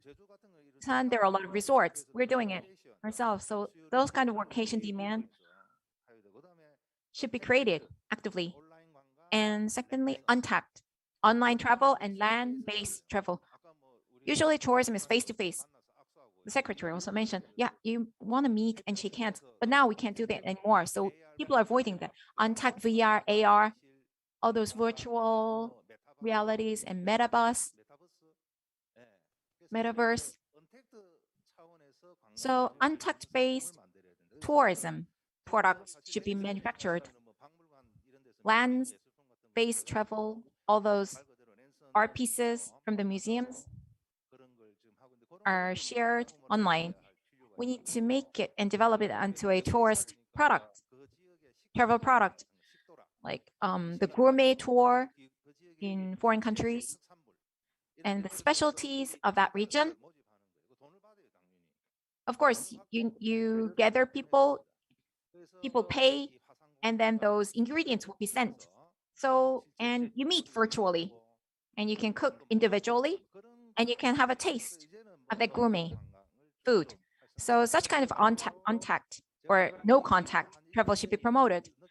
For the past 1 to 2 years of COVID-19, in tourism industry, we say sustainable travel is going to be a keyword in the future. It has to be there, and UAWT is recommending that. The sustainable travel then, what is it? It's environmental friendly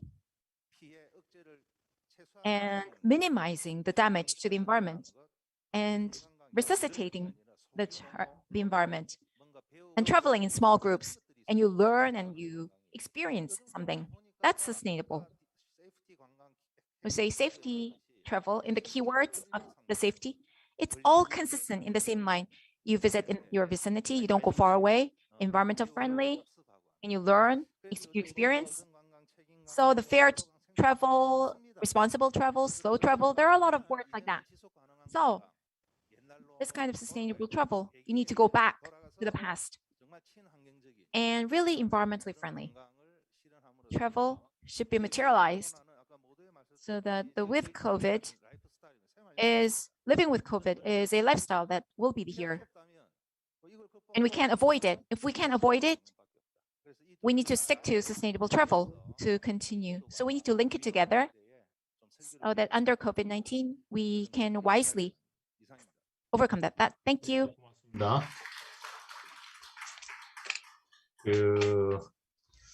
이제 그 세이프티에 대한 얘기. So safety, you took make that into an acronym covering different meaning in the word. Great idea, interesting idea. So in the age of with COVID-19 or post-COVID-19 era, what kind of tour products we can have? So micro tourism, workation, on-tech, land tourism, sustainable. Well, some of them were emphasized even before COVID-19. Well, sustainable tourism was, there was a lot of interest on that even before, but now even more interest, not just in the health community, but in our industry. More eco-friendly ESG is a hot topic nowadays. So I think a tour industry should also go in that direction, as you rightly pointed out. One thing, maybe it's a difference of perspective. In safety, T means touristic site, you said. It become a popular tour site. Compared with the recent tour trends, Professor Che's opinion was actually different from my understanding. So people tend to want to go to non-popular sites. That's where people rush to nowadays, going to the rural communities or fishing villages. So we're seeing more of that happening in the COVID-19 era. So the T stands for touristic site. I think it was Professor Che, your idea, but in the COVID-19 era, the travel trend is actually to avoid popular tour destinations and then going to less crowded places, staying for a longer period, traveling not long distance, but short distance. That's the idea I had in my mind as a recent tour trend. but you mentioned otherwise. So maybe we'll address that in the discussion later. Now, last discussion, Professor Mr. Lee Kang-woo, senior researcher at the World Culture and Tourism Institute. Dr. Lee, please. 안녕하세요. Hello, I am Lee Kang-woo. So I'd like to do my discussion with a focus on the presentation. So if you look at the Japan case,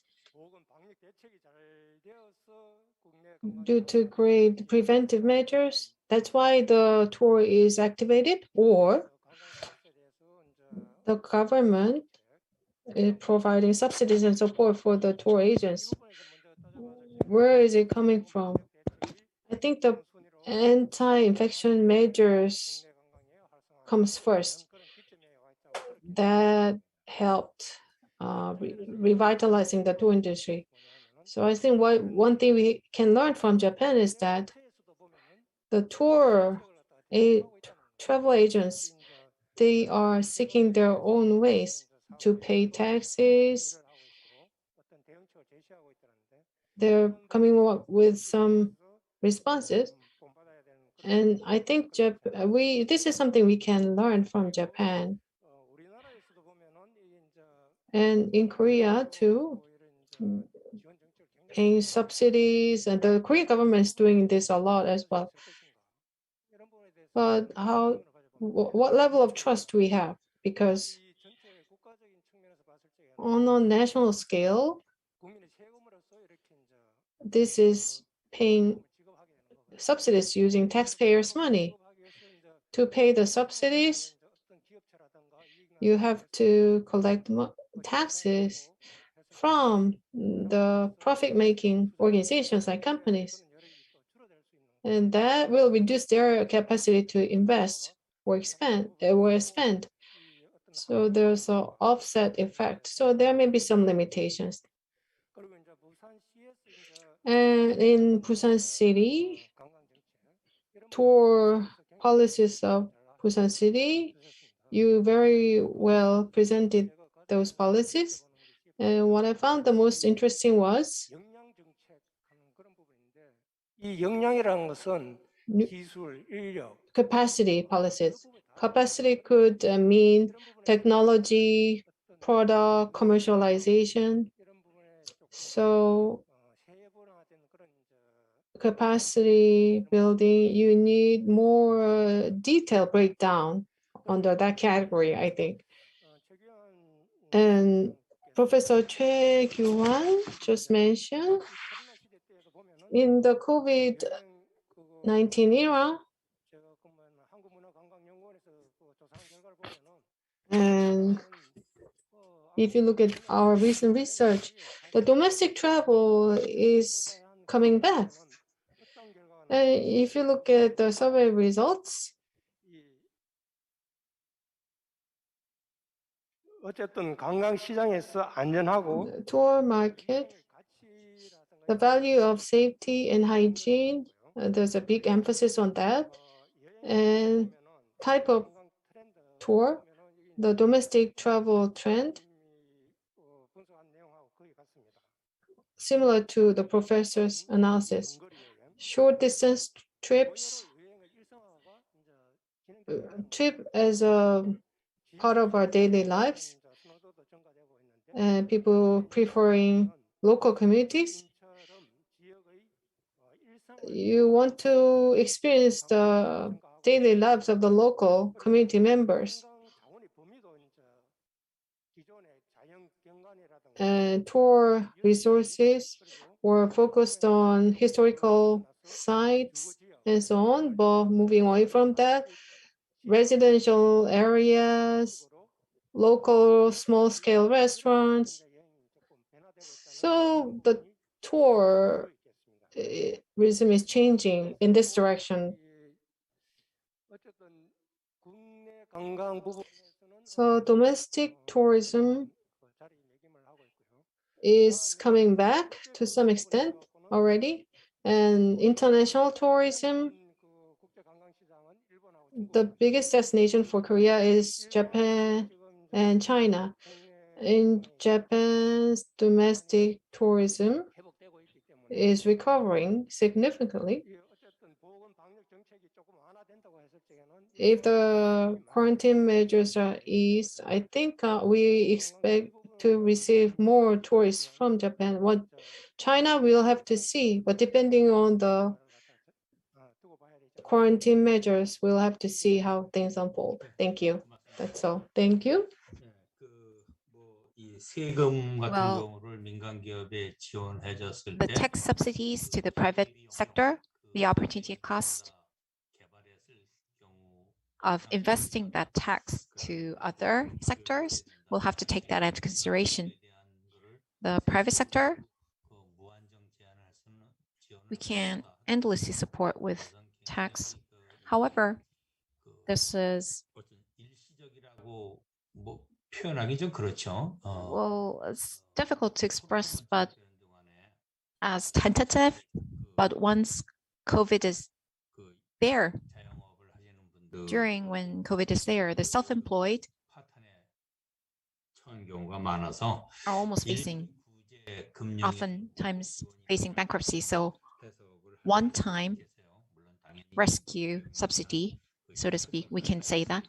Of course, we can consider the impact of opportunity cost. The tacit day-to-day travel or travel becoming part of day-to-day life, the total volume of tourism, like number of times going on travel and the stay period, the total volume has gone down. Tourism volume has gone down. The reason it's frequently shown is because our outbound is very strong in Korea rather than inbound. The demand that's not going outbound have converted to domestic tour. However, safety and hygiene issue owing to that. 해외 여행했던 사람들이 Those who 해외 traveled overseas, 것이 많고 rather than overseas, a lot of them have converted to domestic travel. However, total volume of travel has gone down to somewhat degree. Of course, tacit tourism being absorbed to day-to-day life, becoming a new trend, we can say that is a new trend. And Mr. Choi and Mr. Lee Kang-uk, among what they said, if we combine those two, like regional staying in the region, in this age of COVID-19, like staying in Jeju Island for 1 month or 1 week stay in Pyongyang, that has become a very popular. So with all those neighbors and busy city put aside, seeking for a safe life where there are not a lot of people in the unpopular area, like staycation, and also workation, working from home, but not in the home, but in the travel destination. That has become a clear trend these days. It's 4:08. It's passing 4:08 p.m. On top of that, anyone who would like to add something among the presenters or the panels? No. 네. 그 이것으로 저 안전관광 세션을 Safety travel session. We will end this session. Thank you. Thank you. 잠깐만 쉬었다가 하도록 We'll 하겠습니다. take a short break before we begin our next session. Those who raised your hand, you can continue your questions or comments after the break. Thank you. Thank you, Mr. Nam, and thank you, everyone. Mr. Peg as well. Thank you.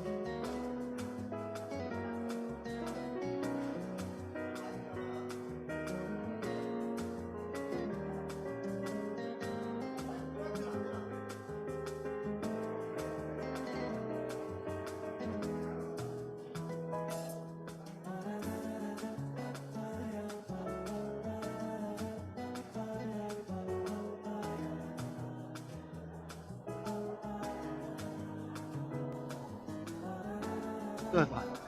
100번 눌러봐.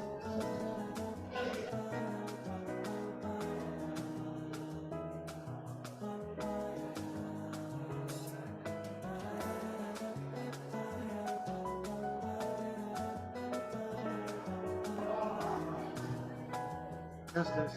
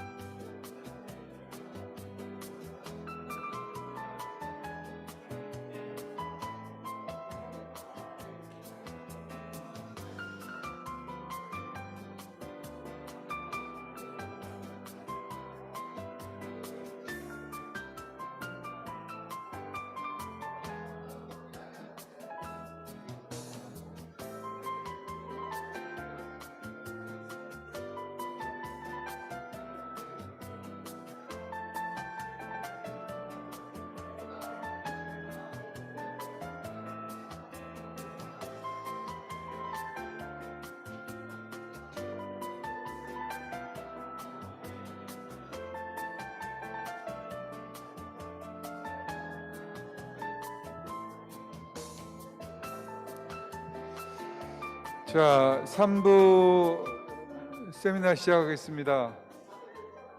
밖에 계신 분들 다 들어와 주시기 We'll 바라겠습니다. begin our part 3, session 3 of the seminar. Those who are outside, please come back and be seated. Take a seat, please.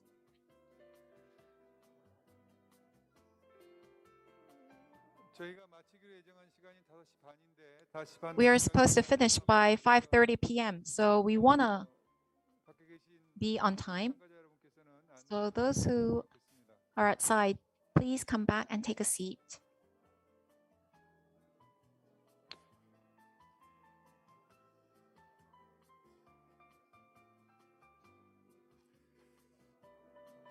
소개 안 하고 그냥 여기 서 계시죠? 그게 나을 것 같아요.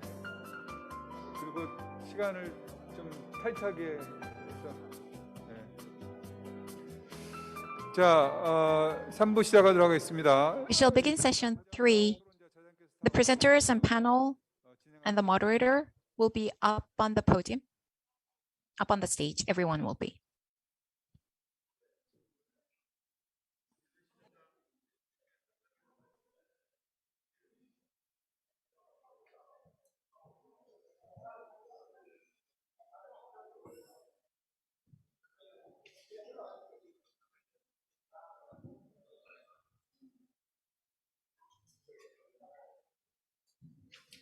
조금 시간 관계상 서둘러 진행하도록 하겠습니다. I'll be a little hasty owing to time constraint. This session is the third session, last seminar of today's order. Mr. Park Sun-jae, Secretary, will serve as the moderator. Please welcome him with one round of applause. Please introduce all the presenters and panels before we start. Okay. First, on the conference room are KOICA, Mr. Hong Sun-bum 예, 선생님 모셨습니다. 예. is from, we have from KOICA, 한국 국제협력단, 국제개발협력단. Korea International Collaboration Association, 그다음에 광주시 and Gwangju City Donggu 센터장님 모셨습니다. Art Center head. 동영상으로 하시고요. In video, 동명대학교 이정실 교수님. and Dongmyeong University, Mr. Lee Jung-sil, Professor Lee Jung-sil, we have him with us today. 대통령 직속 정책기 개발위원회. The Policy Planning Committee, Mr. An Young-chul is here with us today. 그리고 조금 전에 2부에서 And in session 2, Mr. Lee Kang-woo, the World Culture and Tourism Institute, WCTI senior researcher, Mr. Lee Kang-woo, again. 이제 차장한테 And to the moderator, I'll pass my mic on to him. Good afternoon, ladies and gentlemen. This is the Secretary of WCTI, Park Sun-jae. Today's session, the title or subject is ODA Paradigm for Korean Customized. Among the participants today, the ODA, Official Development Assistance, people will be aware, but some of you would be new to this word. Often this ODA is about official, stands for Official Development Assistance. The official development assistance from advanced nations to the developing countries, culture and social assistance. It may sound new, but until some decades ago, we, Korea, after the Korean War, we were a recipient of ODA, and our economic development was supported a lot by ODA. From the recipient country, as a provider of ODA, we are taking a step to the global or international community. Why should we discuss ODA and its future strategy? Some of you might be curious why. So regarding that, through our discussion, we will give you answers. And the purpose of today's discussion is different people from many classes of society to understand well ODA. And not only providing support to recipient country through ODA, the relationship as well as in the regional community to mutually collaborate and get better together, how we can make ODA better and how we can make tourism ODA is about today's discussion. For efficiency of the discussion, in today's discussion, Mr. Chang Yu-hyun, Mr. Lim Seok, and Mr. Hong Sun-bum is the order, but let me change a little the order.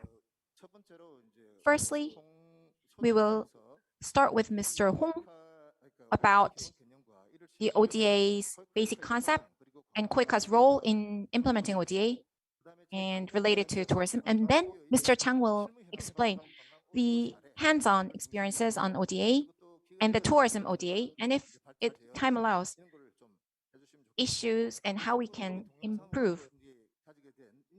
And Mr. Lim Seok, in video clip, Gwangju Culture Travel Center head chair is about the local community resident-led tourism,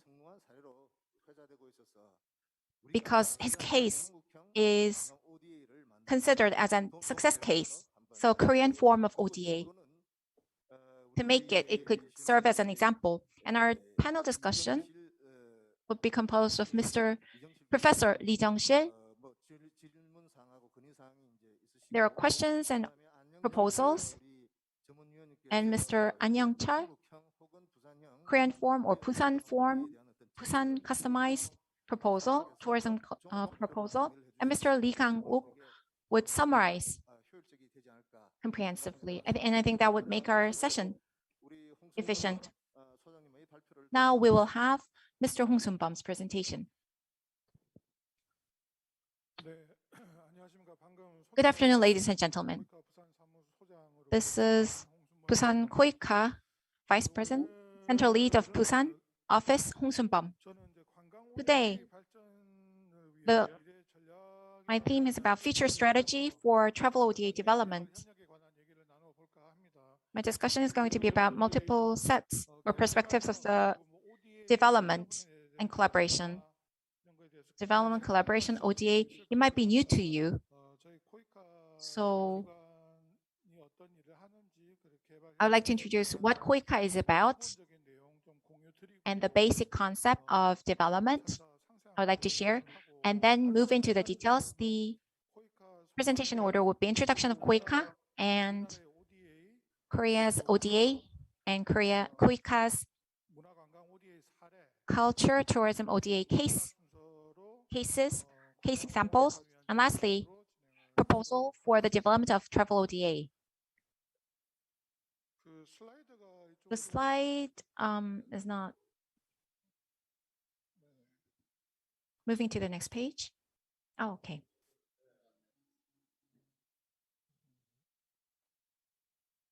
Some technical difficulties. Okay. Okay. This is the title of contents. Now moving on to the first topic, KOICA, introduction of KOICA. Let me explain a little about KOICA, where I'm working. It's under Ministry of Foreign Affairs, a semi-government institution, and supports developing countries for international cooperation and mutual betterment. It was established in 1981, so 30 years of anniversary. KOICA is involved in multiple areas: education, public health, and administration, various projects and development consulting services, and as you are well aware, overseas volunteer group dispatch, as well as global training. Usually invited and visit. We say global training, we say. And international organization, collaboration, business, and humanity support. And there is Busan office. Busan office is the only one Busan office. It was opened as a center as of May 2013. And in 2017, it was upgraded as local office by approval of Ministry of Foreign Affairs. Development, projects, collaboration, and local administration and related institution partnership setting up, and business explanation projects, those local KOICA projects, we are providing local support. KOICA, we say the recipient country. We communicate closely with the recipient country, and to facilitate the project in Asia, Pacific, Africa, Middle Asia, Middle East, about 44 countries. We have 44 offices. And KOICA, what we are providing are free of charge collaboration status by region. Asia accounts for 40.5%, Africa 18.7%. These two regions account for the biggest percentage from KOICA. As been mentioned, KOICA is directly under Ministry of Foreign Affairs and engages in foreign collaboration. So what KOICA does is what Korean government does. By business projects account for 70%, absolute huge percentage. Other than that, volunteer group dispatch, training, development consulting, a wide variety of projects or businesses are taking place. Now, ODA in Korea, or Korean ODA, let me explain briefly. All those here among us, those are elder than me, would have experienced Korea as a recipient country of ODA. After Korean War, General MacArthur said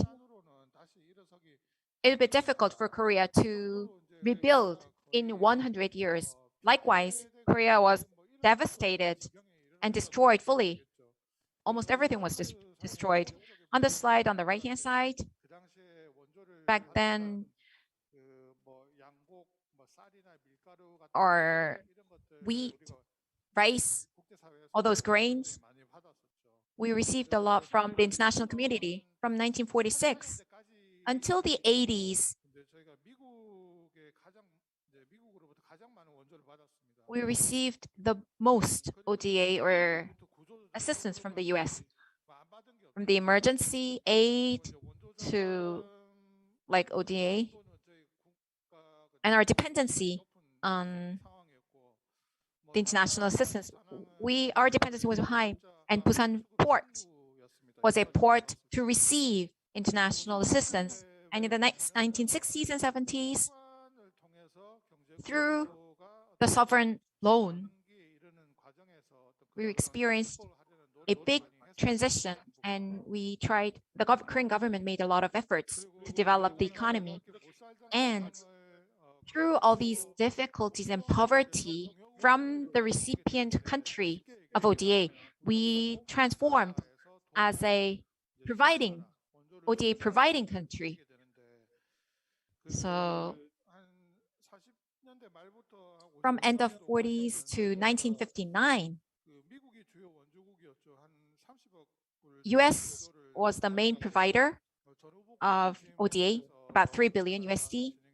So after the war, rebuilding and reconstruction, and from the 60s to 90s, over 7 billion US dollars was provided, and earnest economic development took place.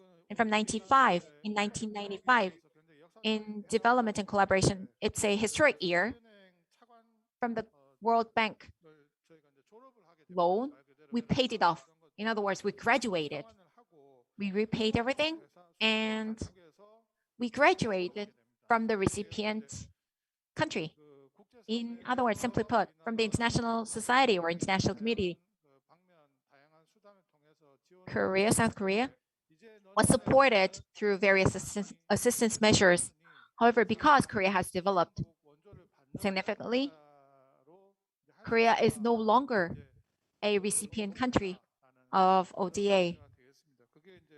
So that was 1995.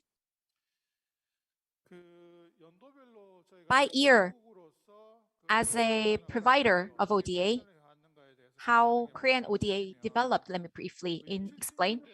From 1960s to 70s, we will start. In 1963, we say US aid.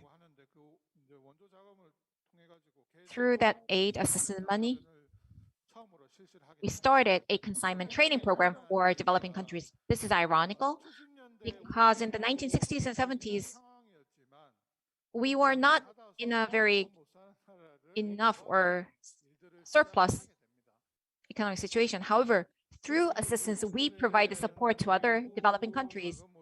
And owing to government subsidies, we started to invite developing countries trainees and technical trainees. We invited them in 1960s, and in 1977, our Ministry of Foreign Affairs secured 0.9 billion and supported our equipment, material supply, and subsidies. In 60s and 70s, to summarize it, we were supported of the subsidy money or assistance money from UN or US, and the ODA expanded or increased bit by bit. From 1980s to 90s,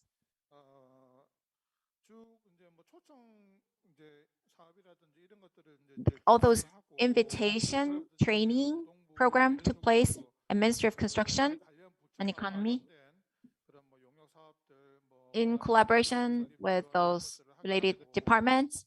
Outsourcing development services took place, and in the 1980s, our Asian Games and 1988 Olympic Games, our recognition, Korean recognition improved significantly.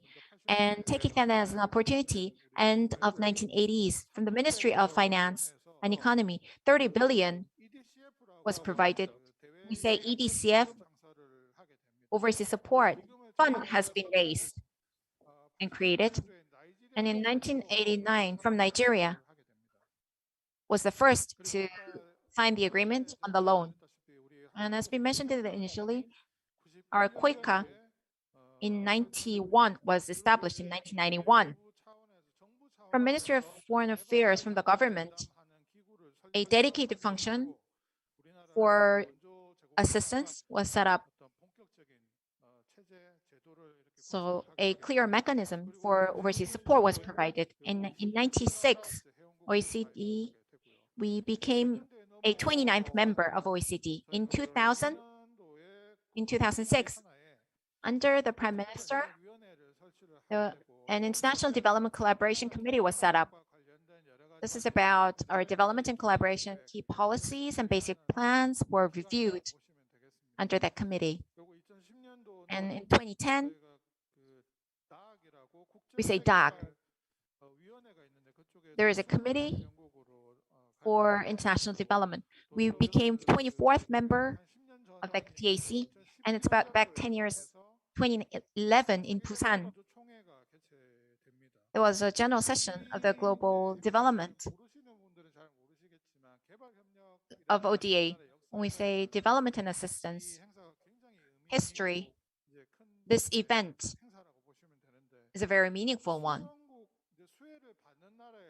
From the recipient country, converted to providing country, it's the first of its kind. This event is convened. In the 80s or 90s, economic development and Korea's global stance was really upgraded. So taking a step forward in terms of ODA. In 2000, there were a lot of international accidents, 9/11,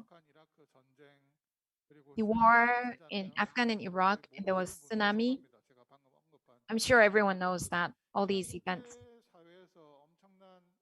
So in the international society, all those events, regarding all those events, basic consensus was formed and a lot of support was provided. So Korea increased our global or international assistance to 700 million USD. ODA, as the Secretary General mentioned, is official development assistance. So there are various types of assistance. For example, from the religious groups, or there are a lot of assistance provided by NGOs, but official development assistance is about the government subsidies to develop the developing countries. This graph from 1960s, I have explained the growth path in a single screen. What I've mentioned are overlapped and redundant, so you can just take a look. Lastly, Korea's ODA scheme or system, largely mutual or multiple assistance. Mutual is between two parties, both sides, A and B, between A and B. So mutual assistance is free of charge and with expense. Free of charge is KOICA, performed by KOICA. And the other paid assistance is by Exim Bank, Export and Import Bank, using EDCF loan. Multiple assistance, international development financial institutions loan, or UN contribution, international organization contribution. In the international society, Korea's stance goes up. So in the international community, for the development and betterment of the international community, we pay some contributions. Through international society, as a channel, we provide a budget, and with that, in the international community, please collect our money and then use it for the international community. That's the purpose. The international community contribution is looked after by Ministry of Foreign Affairs, and contribution to the international organization. Our Ministry of Economic Planning is taking care of that. And next, I'll be a little speedy. KOICA for KOICA, Culture and Tourism ODA case examples. Let me explain a little. There is DR Congo Museum Development, Museum Business. Sizes from 2012 to 2020, 21 million USD was provided for new building development, new building expert sending, and all those materials, building materials. The development picture, this is a completed picture of that museum. Has become very clean, right? Next is Cambodia, Angkor Wat, refit remains, restoration from 2019 to 23, 7 million USD was injected.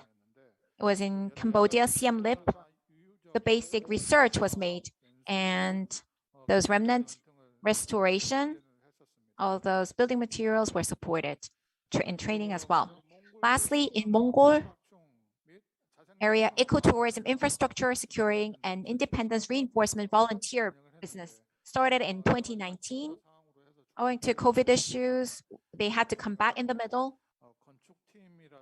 Our construction team and various teams formed this business to set up the environment, to teach language, an environment campaign as well. In others, in Kazakhstan and Ecuador, there were projects done. KOICA, in summary, don't have a very high percentage of tourism ODA. The tourism ODA usually is tourism planning consulting and regional resident competence development or technology collaboration. In summary, tourism ODA for its development will have to give some thoughts into to set up an entity, comprehensive entity, to have a control tower. Otherwise, the nationwide ODA, I've shown you how the structure is set up. The tourism organization or tourism-related various institutions should be all aligned to be systematic. Without systematic approach, the official assistance would face its limits. And it's the same story, but we need to set up the system for ODA in a systematic manner. Of course, many government institutions are providing or doing ODA, and the local administration as well, and tourism as well. Ministry of Culture and Sports are taking care of that too. We're doing a little bit of ODA. The DAC and other channels should be discovered and searched for government ODA flow, the mainstream. For us to be part of it, we need to be part of the mainstream. And Ministry of Tourism organization have their outside branches, overseas branches. KOICA has 44 overseas branches. Likewise, we need to leverage those kind of branches or organization to set up the network with the recipient countries. Also with the tourism in the developing countries are very important source of foreign currency to secure foreign currency. So from the perspective of collaboration to reduce the poverty and for economic development, from that perspective, the tourism ODA has its competitive edge. So we have to think about that. In this slide, KOICA focuses on 6 areas for tourism ODA. In here, we say it doesn't really say tourism, but I think it's worthwhile for competitiveness. By key areas, there are pros and cons and all the program details and what Koika has mentioned. All these necessary areas should be absorbed and be connected with tourism. And the local government level, my proposal would be we need some budget, local budget, administration budget, before it steps up to the government level to develop and build experiences and expertise. And the local hub institutions or agencies should be set up for this collaboration effort. This is all my presentation. Thank you. Thank you. 예, 홍순범 소장님 말씀 잘 들었습니다. Thank you, Mr. Hong. Basic concept of ODA, the history, some examples, and tour ODA related recommendations. I really enjoyed it. Thank you. Next up is Mr. Chang Yu-hyun from Korea Tourism Organization, International Cooperation Team Leader. Tourism ODA, he's going to share with us the actual examples of tour ODA. So we are quite short of time. So I'd like to ask you to do your presentation in 10 minutes and then we'll have some discussion later. Mr. Chang. Hello. I am Chang Yun, the International Cooperation Team Leader of KTO, Korea Tour Organization. Do you hear me? Yes. Everyone hear him well? Yes. Please go ahead. Do you see my slide? Yes, thank you. First, my apologies. Starting from end of November until this past Sunday, I had to travel to Madrid for WTO meeting, and then I had to do self-quarantine for 10 days.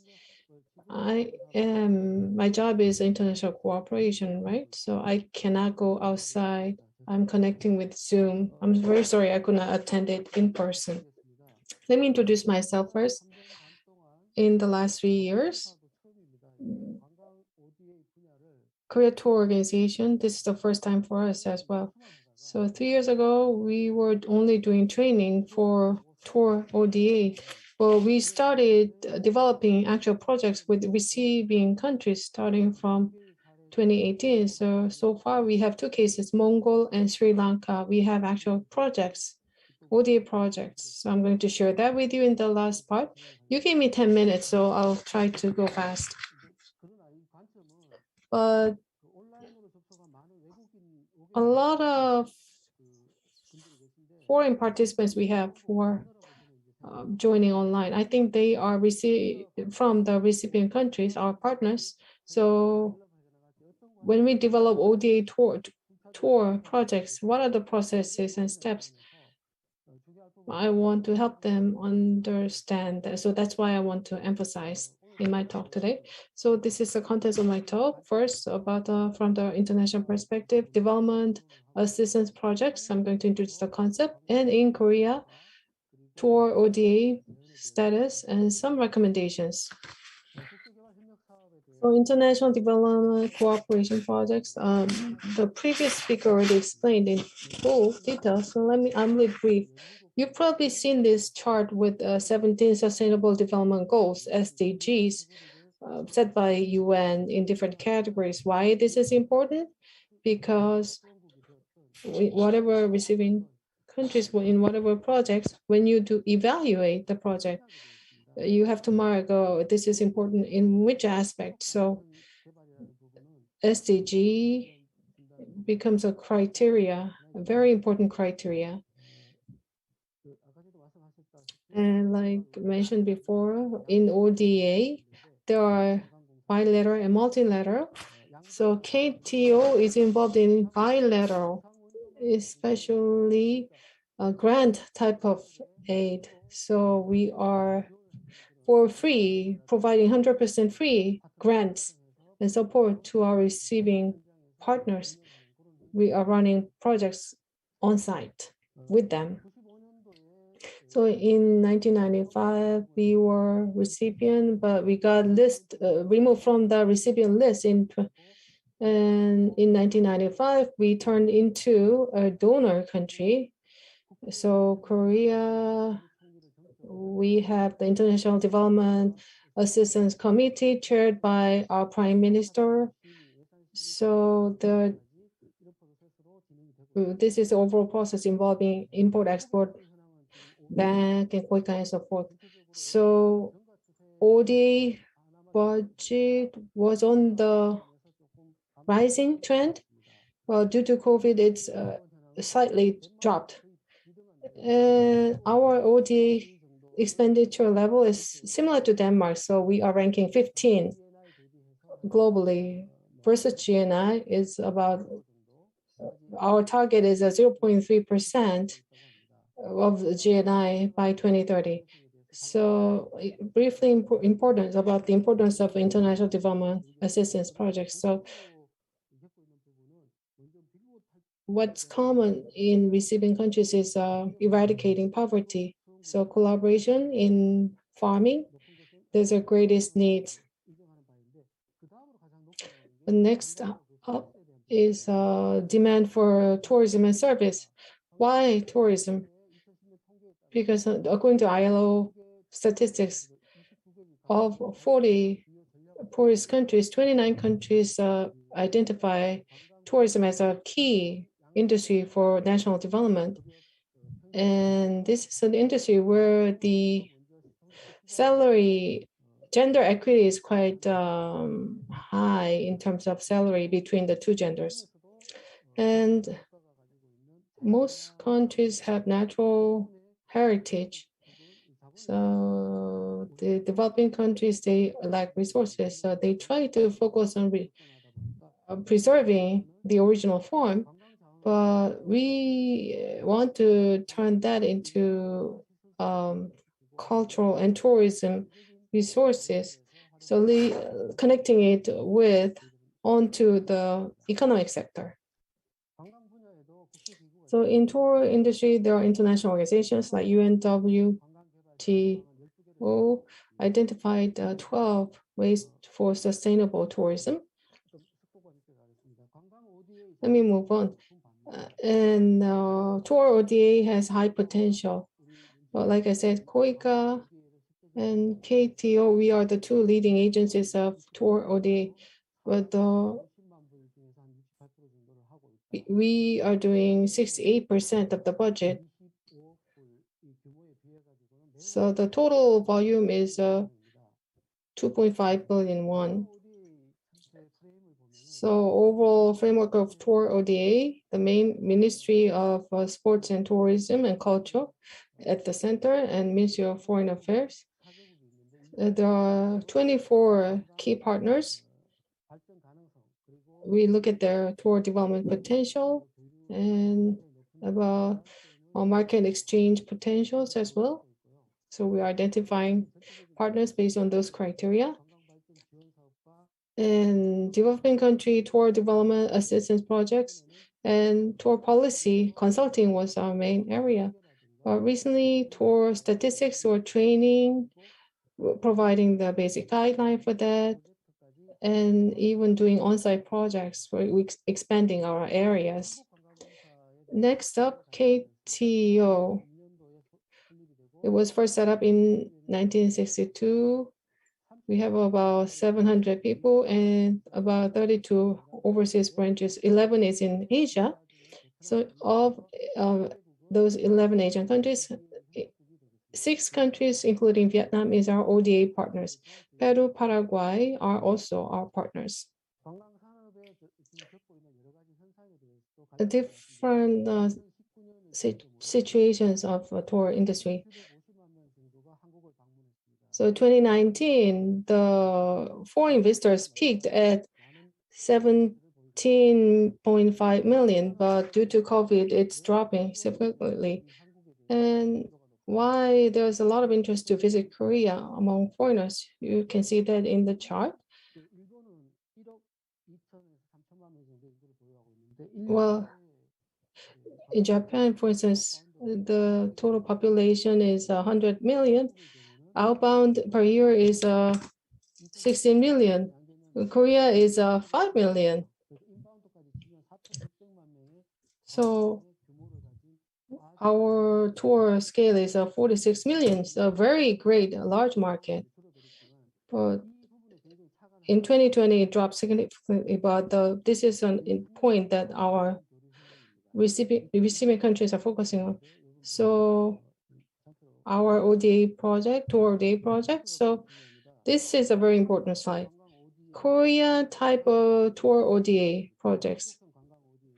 So Korea ODA project, 2017, 2018, for 2 years, we thought about it and we developed some guideline for this. First, if we can give something, but if the recipients are not interested, that doesn't work. So we identified the needs of the recipient countries. So together with the government officials and people from academia, we invited them to offer some training to identify the recipient's needs.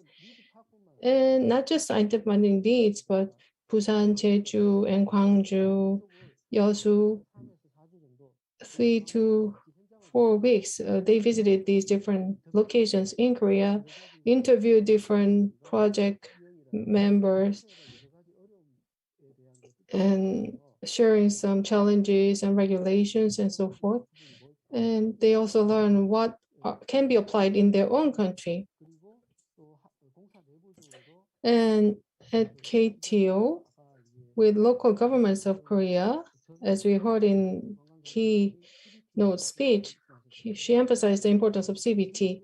So local circular economy in tourism. So we sorted out all the success cases. So connected in a Korean type of tour project. So we've put this framework. The process is N-1 year. So ODA key 24 countries, 12 countries with high potential. We identified them together with the experts.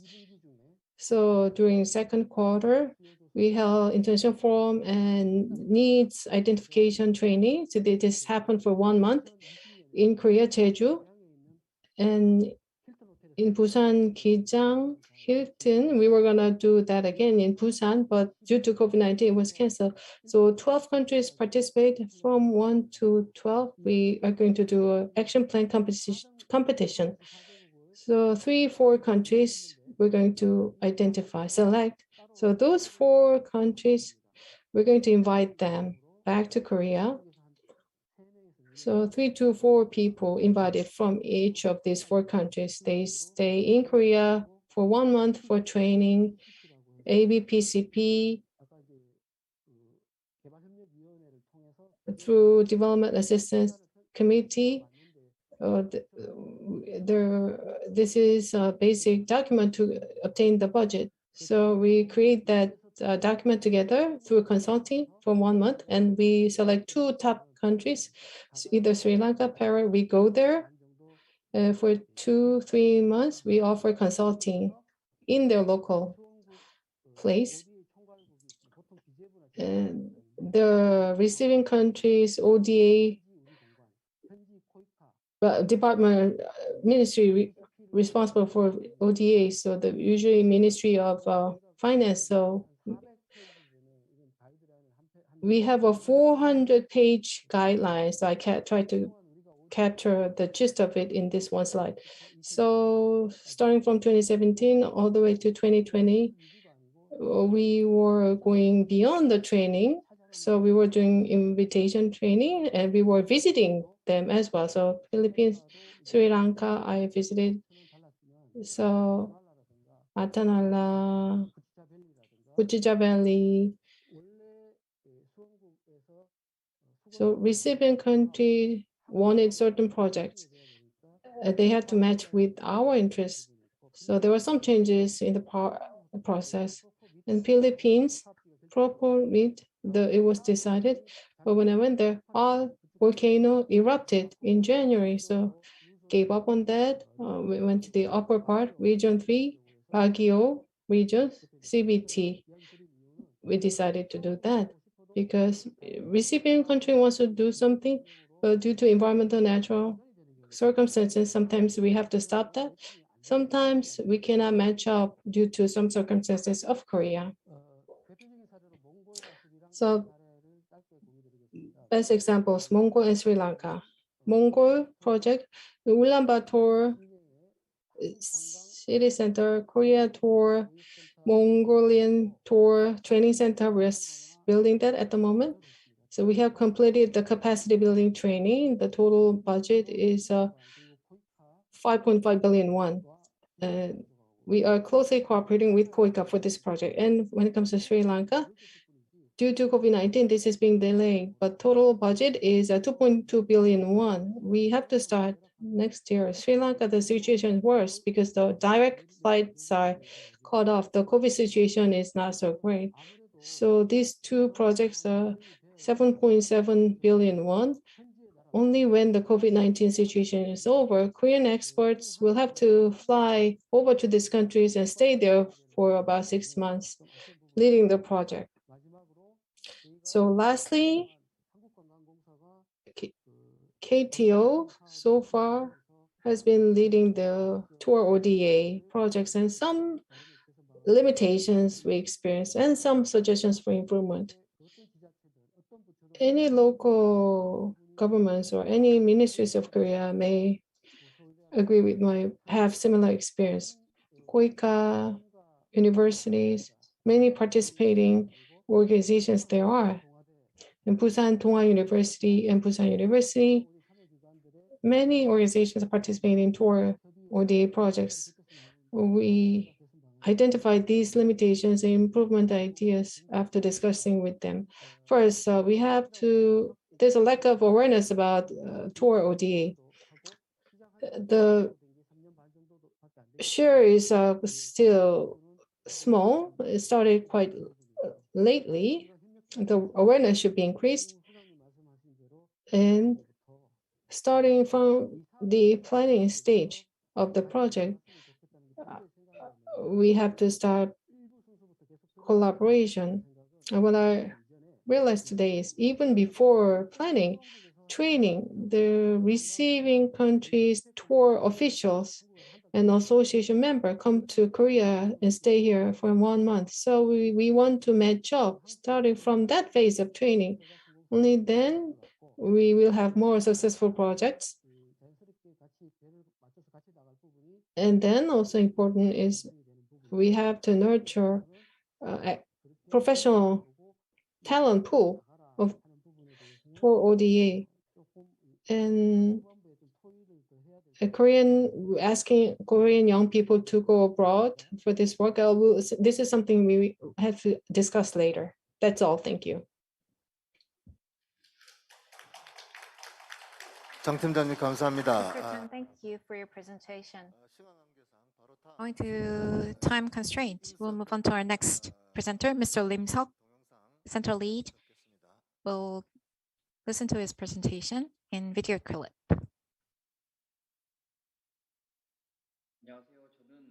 Good afternoon, ladies and gentlemen. I would like to touch upon the case of the regional culture led by the residents, the Culture Center Lead, Im Seok. It's great to meet you all. It's a pity that I cannot participate and discuss on site, but it's a pity I can't participate in person.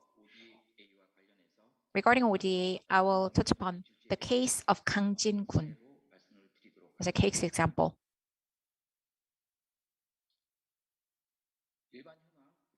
The general status and the resident-led business and the key performances or key results. The general status of Gangjin-gun, you would probably be know. It's about Namdo exploration. And based on the Mr. Professor Yu Hong-jun's My Exploration of Cultural Heritage, it's divided into largely 4 areas: Hamel region, Yeongnam region, Dasan region, and Cheongja region, composed of these 4 areas. As of now, the population is not huge.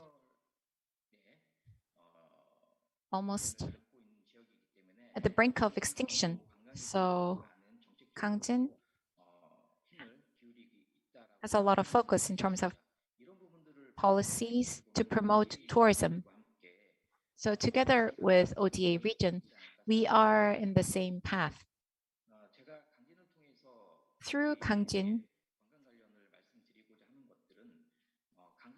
regarding ODA, I would like to touch upon because Gangjin is not fully successful, but is currently taking a lot of efforts to become a successful case example. And up until now, it's one of the best practices. So if we link the successful parts to the ODA, the applicable candidates or countries could become successful as well. That's why I'm touching upon Gangjin's case. Before COVID-19, the number of visitors were 2.5 million a year, and we are heading for 3 million to 400, 500. But owing to COVID, it's not picking up so quickly.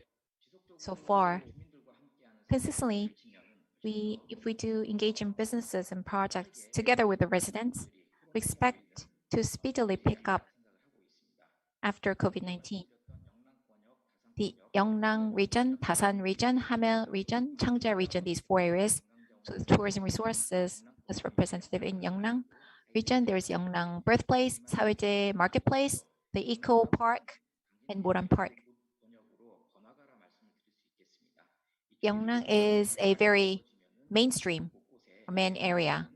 So if we boom Yeongnam region, it helps other regions as well. And Dasan region, Hamel region, and Cheongja region. In Gangjin, the basic resident-led tourism is based on Fuso. One of the representative one is, in summary, staying in farmhouses and experiencing farm life, so to speak, experiencing hands-on experience, healing of stress. So feel up and relieve the stress. And as a dialect, regional dialect, it's lessening, like try to and let it go, that kind of meaning this word has. As of now, this fuso, the word fuso, was a short stay of overnight, 1 day overnight, but a week-long stay is frequently utilized to and provides a lot of support to the regional economy. So with bed and breakfast house owners, there are about 120 total farmhouses which participate in Fuso together with the residents. So the visitors would live together with the farmhouse, the residents, and engage in tourism. And also to taste the food of Cholla province, all the food are provided as well, meals are provided as well. So ODA applicable areas or countries could establish their identity when they participate in this kind of program for tourism. So I think it would be offer an insight to tourism. These are representative characters, Dasan Jeongyak-yong, and the poet Kim Yoon-sik and Hendrik Hamel. Mr. Dasan Jeongyak-yong, a traditional character who lived for 18 years, so were imprisoned in Gangjin. So it helps a lot. All his books were written in Gangjin, so Gangjin has a lot of meaning to him as well. And most representatively, the regional resident-led businesses, let me touch upon. First is staying a week in Gangjin program. As been mentioned, leveraging Fuso, the staying in Gangjin's farmhouse, this is an experience-led or experience-based staycation. So 1 week in Gangjin, Fuso does not just offer an accommodation, but within that, living together with the residents and feeling the identity of Gangjin and that kind of emotion or senses of those residents would be felt to the visitors. staying a week in Gangjin is under largely three themes. By staying a week, the visitors can, or the tourists would feel what Gangjin is like, the really Gangjinism, or the cultural differences. And by living together with the bed and breakfast owners, enjoying the day-to-day life joy would be felt by the visitors. So under these largely three themes of differences, the regional awareness could be raised and regional tourism could be promoted. And through the visitors would be able to communicate and get feedback to develop new tourist products as well. In Gangjin, living a week in Gangjin was set by Daily Life project by Ministry of Culture. So last year and this year as well, a lot of visitors are visiting Gangjin using this project. As of now, there are some incentives provided to those who visit from Gangjin so that they can get some economic support as well. As of now, the system, not only for the economic support, simply for economic support, but the system of operation could be offered to the party that's communicating with us. I think the residents of that place is most important. So communication with the residents of that area could communicate the identity of the region, and what is famous about the region could be communicated not by the experts, tourist experts, but the residents could offer genuine senses and feels of the region, I think. The details, please refer to the documentation for the details.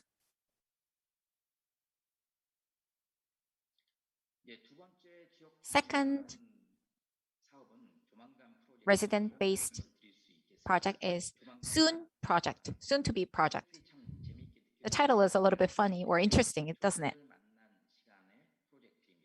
The time you meet Chosun. This is the project name. Why Chosun? Because I've mentioned Mr. Dasan Jeongyakyong from Joseon Dynasty was imprisoned in the area Gangjin. That's why we have the title of Chosun, going back to Chosun. Why is it differentiated? First, the regional residents serve as actors, and they offer like reproducing actor. Usually those kind of outdoors play is done by experts, but through training and education, it may not be perfect or professional, but giving an opportunity to act and become a person from the history, that kind of becoming a reproducing actor, you can communicate the stories or episodes of Busan. So it's a job creation based on tourism and offering economic benefits to the regional residents, I think. The details of operation, how this project or business was composed, please refer to the details in the documentation. I think that will offer you better understanding of the project. Even if they are residents, it's not simply just gathering. They cannot just gather and play. So the biggest part is through training and education to a certain period, regarding a certain period, so that they can receive the visitors without fear. And after 3 years, the residents could really become a player and serve as an actor and offering really fun experience to the visitors and tourists. And there is night dream for night travel.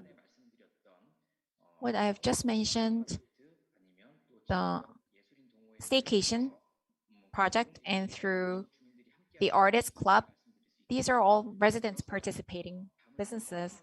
So to make night more abundant so that people can stay and enjoy their trip and stay as a Gangjin night dream. The meaning is offering night of Gangjin to you, and night you sleep and you have dream. That kind of two meanings are combined together. Key performances, why such businesses and projects? So why a link between ODA and tourism is required? By participation of the residents, regional residents, but they can more efficiently approach the tourists.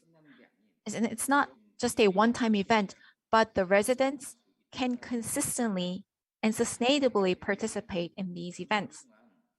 If it's a one-time economic subsidy or assistance, it will result in just a short-term impact. However, by consistently educating the residents and training them to offer the opportunity to receive the tourists, it's not just about the services, but to communicate and spread the identity of the region. If that is successful, I think people will visit consistently. And that kind of business model served as a successful element for Gangjin to become successful. Gangjin, I can't say Gangjin is a full success, has bloomed in success, but we are moving on the success path. And I think we are in a positive path, taking the right route. So I think such success elements, if combined with ODA regions, could bear good fruit. Lastly, let me summarize how this performance materialized and then wrap up. Together with the residents, through these businesses, Gangjin's identity could be established. And this kind of identity must be set up to materialize marketing results, I think. Because we are together with the residents, it's very stable and can generate consistent tourism. And most important, economic impact is seemingly like a top priority. However, what is more important is together by enjoying the tourism, the residents would feel happy and their pride and their confidence level can go up. If that is formed, residents will be more sincere and genuine to the business, which would then have a more virtuous cycle. So together with that, that region could have a virtuous cycle of success, I think. These businesses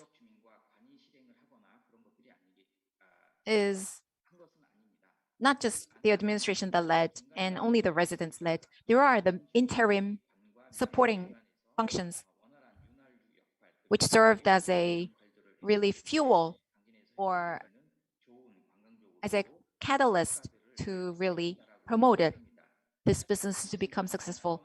Well, simply put, but all these tourism together with the residents would become consistent and sustainable and materialize the identity. That's why other areas are replicating the model of Gangjin. And if other region can replicate Gangjin, I'm sure they would gain some good successes. Thank you for listening. And if opportunity allows, I would like to meet you in person to explain in details. I hope. Thank you. 임석 센터장님의 Mr. Lim Seok video presentation we heard. When you think about successful tour business,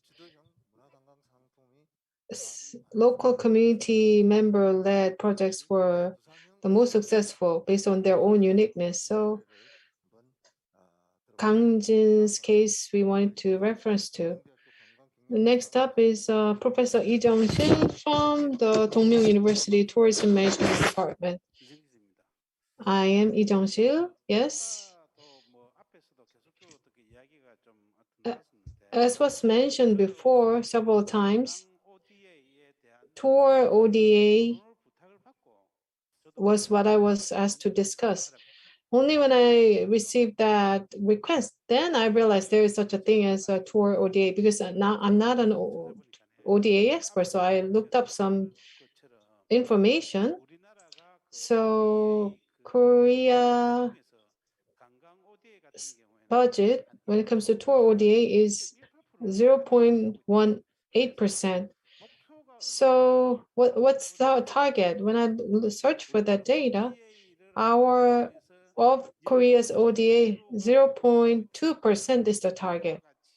So tour ODA is only taking the first step, still in the initial stage. And in Korea 2015, tour ODA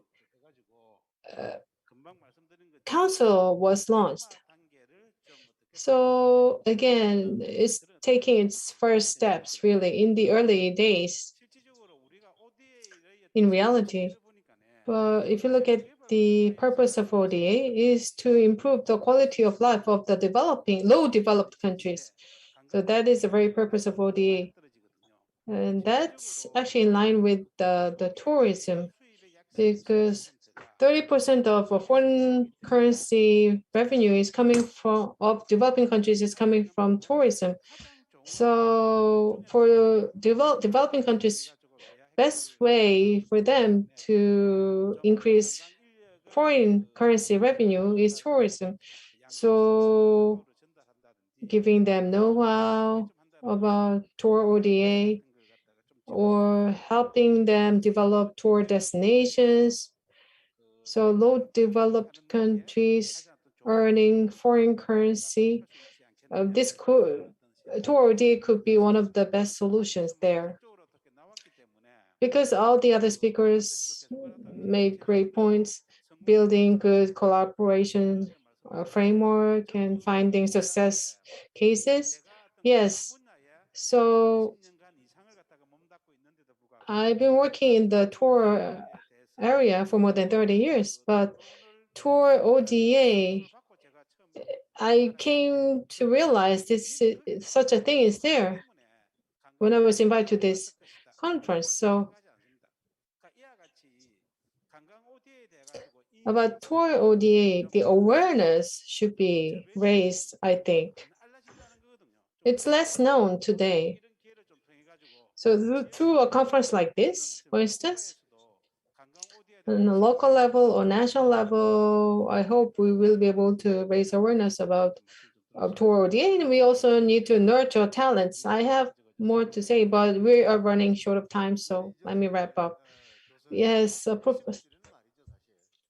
Mr. Professor Lee, it's to the point. You are the experts mentioned the tour ODA because we consider it's only for the high experts, high level government experts, and the general public wasn't interested. But however, the paradigm is shifting. Not only experts, a lot of general public can participate, and the opportunity is coming up. So people who take the lead should think about what to do, think carefully so that the general public who are paying the taxes can participate together, should serve an opportunity. Next, Mr. An Young-chul. Then the Korean form and Busan customized. The names could be important, but also how we can develop as a new paradigm, how we can develop tour ODA or tourism ODA. If you could offer your feedback, that would be very helpful. Thank you. Welcome. This is An Young-chul. Just introduced Korea, and there is a typo in last July. I wanted to mention something. Well, as a recipient of ODA, are we fully freed? Once the loan was repaid 2006, we were fully released. In the 1990s, we say we are providers, we have shifted to provider, but we were in between, so to speak, as a recipient and provider. And 21 in July from UNCTAD. UNCTAD has set up Korea as an advanced country, so we have now become fully a provider of ODA. I would like to touch upon that.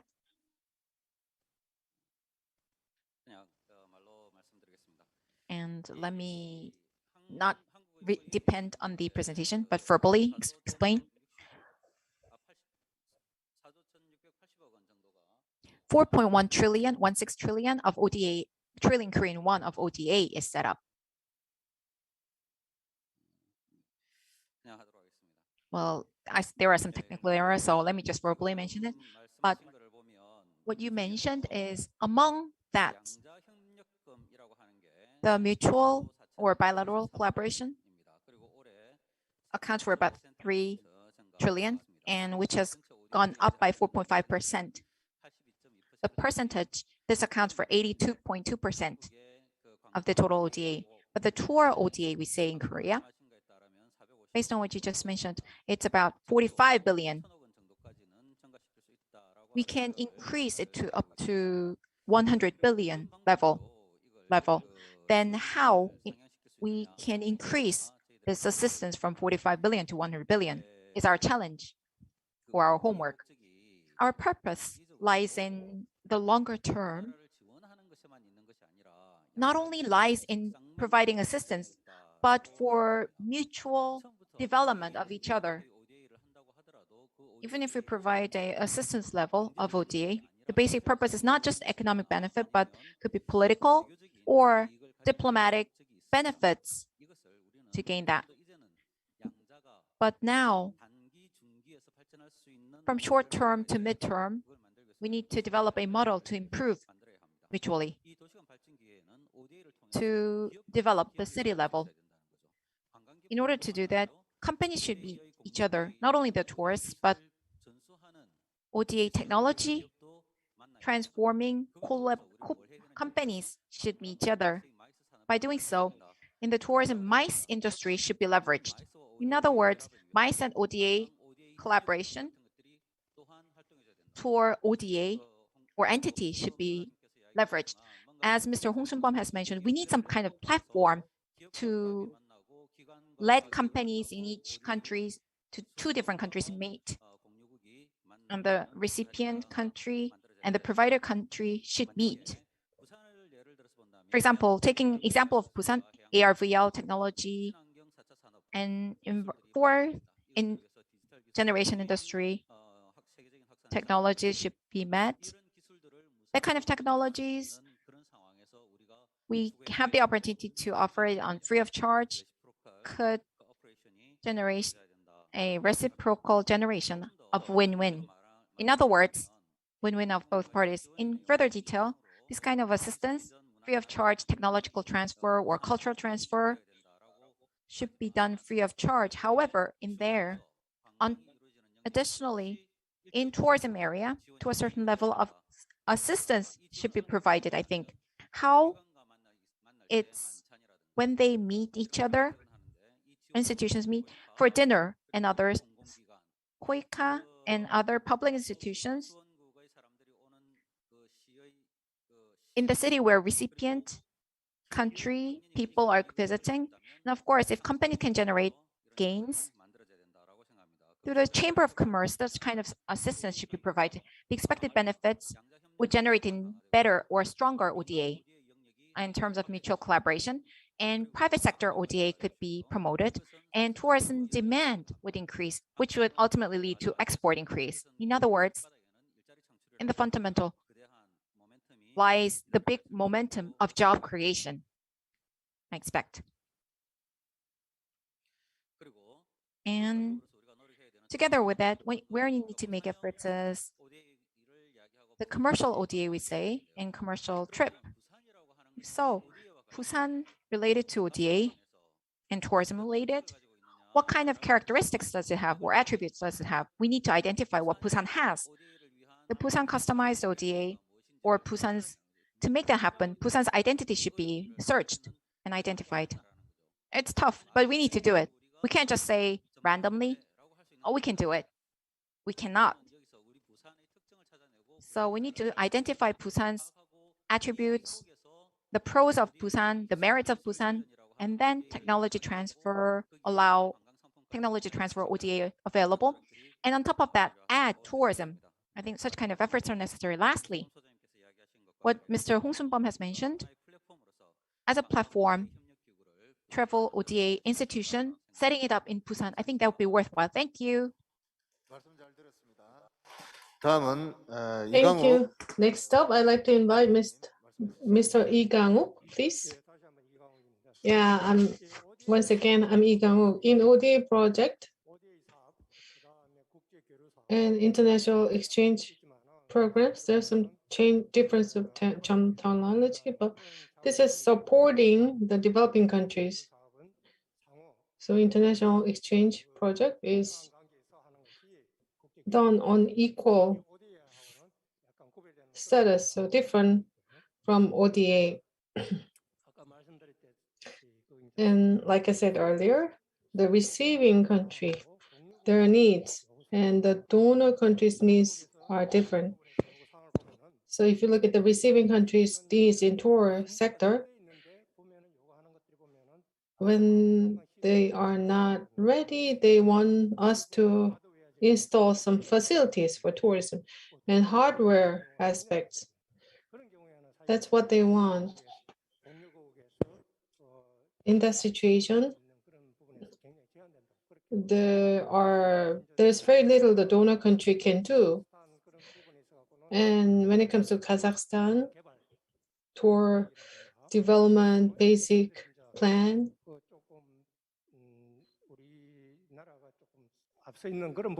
Korea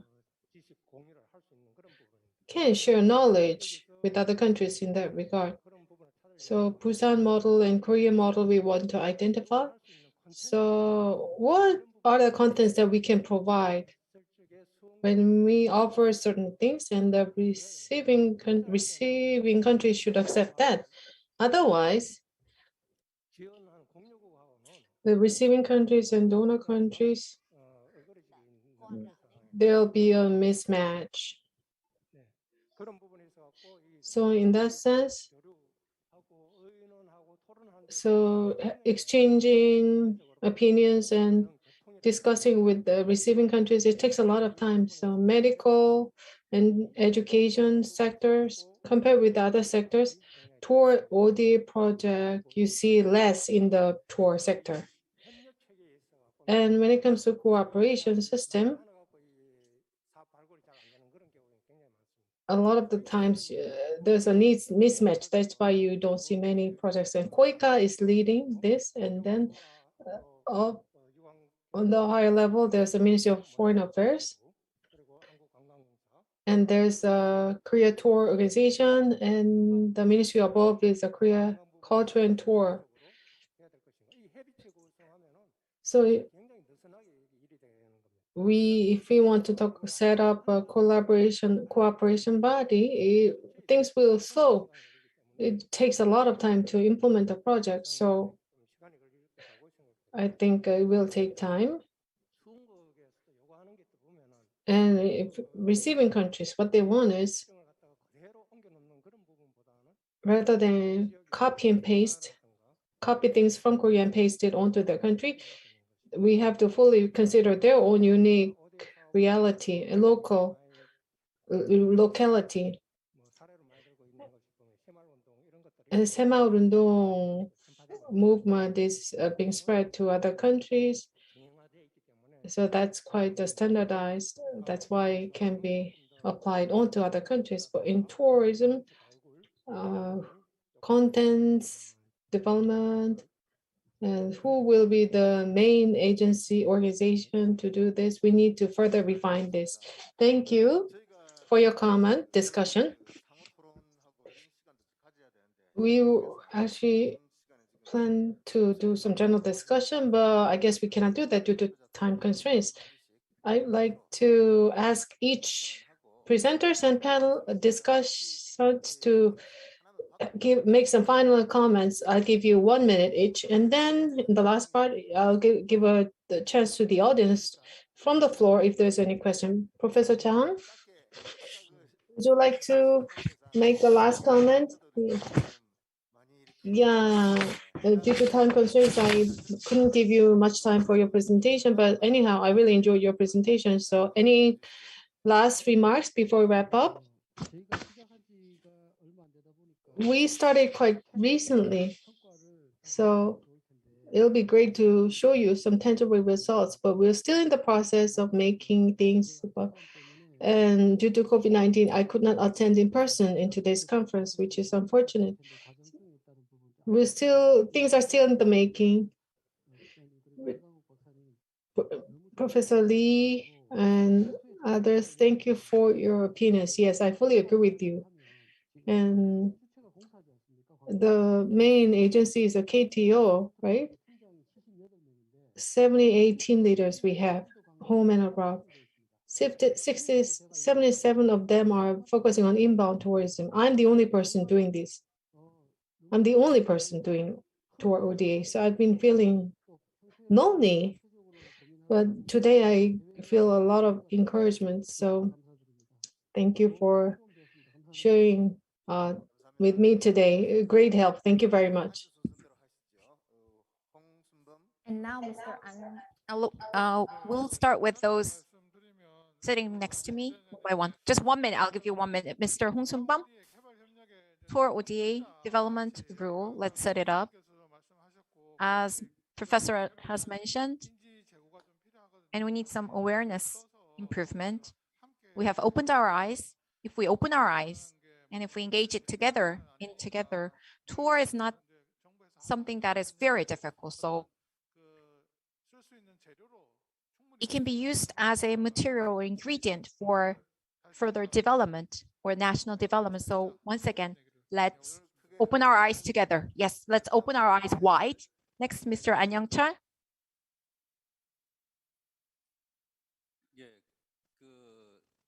Well, the principle that I love is mutual collaboration, reciprocal collaboration. And that's how the world developed for the past 7 years. Of course, there will be difficulties, but what is necessary? We need to make it happen through collaboration. Tour ODA, from that perspective, is a must and mandatory. They must be preceded. Thank you. Next, Mr. Lee Zhengxue, Professor Lee. As been mentioned previously, the target is not 1%, it's 0.2% only. So the awareness is very low. So these experts should get together through various rounds of discussion and need to raise awareness. That's urgent, I think. That's how we can increase the percentage level from the fund that exists. And now we'll move on to Mr. Lee Gang-wook. Once this is well formed, we'll have to provide more assistance. And by doing so, we expect all those budgets and plans to be secured. Thank you. And now it's my time. I would like to say this only, because everything has to be reciprocal. As the former Minister of Tourism of Philippines has mentioned, towards the provider and the recipient, individual, group, and the nation, everyone has to participate. A lot of people, a lot of stakeholders. And now we need to open our eyes wider. And KOICA also, that there are productivity and there are profitability, and so that we can mutually help each other and contribute to betterment. Korean style or Busan style tour ODA, we would like to generate that paradigm. Thank you very much. I just forgot.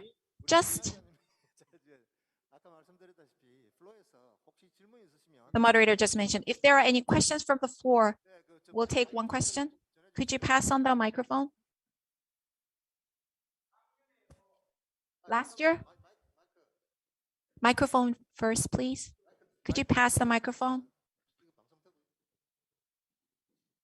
It's broadcasted, right? ODA is difficult, so I'm not sure. But last year in Suncheon, to attract people from outside within the region to visit restaurants for accommodation and for travel. 80,000 Korean won was provided. That was a tour that subsidized for visitors of Suncheon. In Busan, by Dong level, at Dong level, I think that's a proposal. If that could be replicated to Busan. There were previous presenters in Philippines. The bread piece was used for something, and that was mentioned for the circular economy. This is a question to Mr. An Young-chul, whether that kind of policy related to that policy. And for Japan, family travel, experience-based travel has been mentioned. To Mr. Lee Jung-sil, Professor Lee Jung-sil, I would like to ask, experience-based travel, when we say experience, what would be the optimum time or period of the experience to maximize the effect? There would be a variety of experiences, but in general, experience, to make it powerful, how many hours of experience would be optimum? Mr. An Young-chul and to Mr. Lee Jung-sil, this is a question. Could you summarize it in quickly? No? Then Mr. Professor Lee Jung-sil, briefly. As you mentioned, there are really a variety of experiences. So if it's a short experience, whatchamacallit, like eating and making something, making handicraft could be experiences. So depending on experience, if it's simple, 5 minutes, from 5 minutes to, if it's there are very lengthy. So I don't think I could give you an answer, but that's how I can answer. That's only how I can answer. You mentioned the circular economy. So for Japan, the circular economy, let me touch upon the case of example. So when there is regional currency, there are some benefits. Like if you use the regional currency, like 10% discounts or several discounts, or there is like coin back. So people who come from outside of that region are offered the regional currency. So there are some premiums. Limiting that sum to 80,000 Korean won. The visitors, I'm sure, will spend more than 80,000. So if we go further, people could spend 800,000 even. So that assistance provided could contribute to the economic development of the region. If it's a regional currency, it's not just a currency itself, but with that currency, that could have a circular effect. The bread piece, if we say making a corporation, like allowing corporations to purchase. So if that kind of assistance could be injected into certain businesses or industry, that industry could be promoted and contribute to the regional economy as a whole. Well, hope this answered your questions. Well, today's conference was long or short, depending on how people think. We went through a lot of things. The Korean style ODA paradigm, it's not ended. It needs to continue. All the matters that were presented, all our discussion topics, will be summarized once again and will be communicated through video clips and in other formats. All the presenters and panels who participate in the discussion, and all the audience, as well as those who are connecting through Zoom and YouTube, I would like to express gratitude. And I would like to end. This is the end of the second Global Conference on Safety Tourism. Thank you very much. Once again, warm round of applause to the panel, all the moderator. This is all for today. Thank you very much, everyone.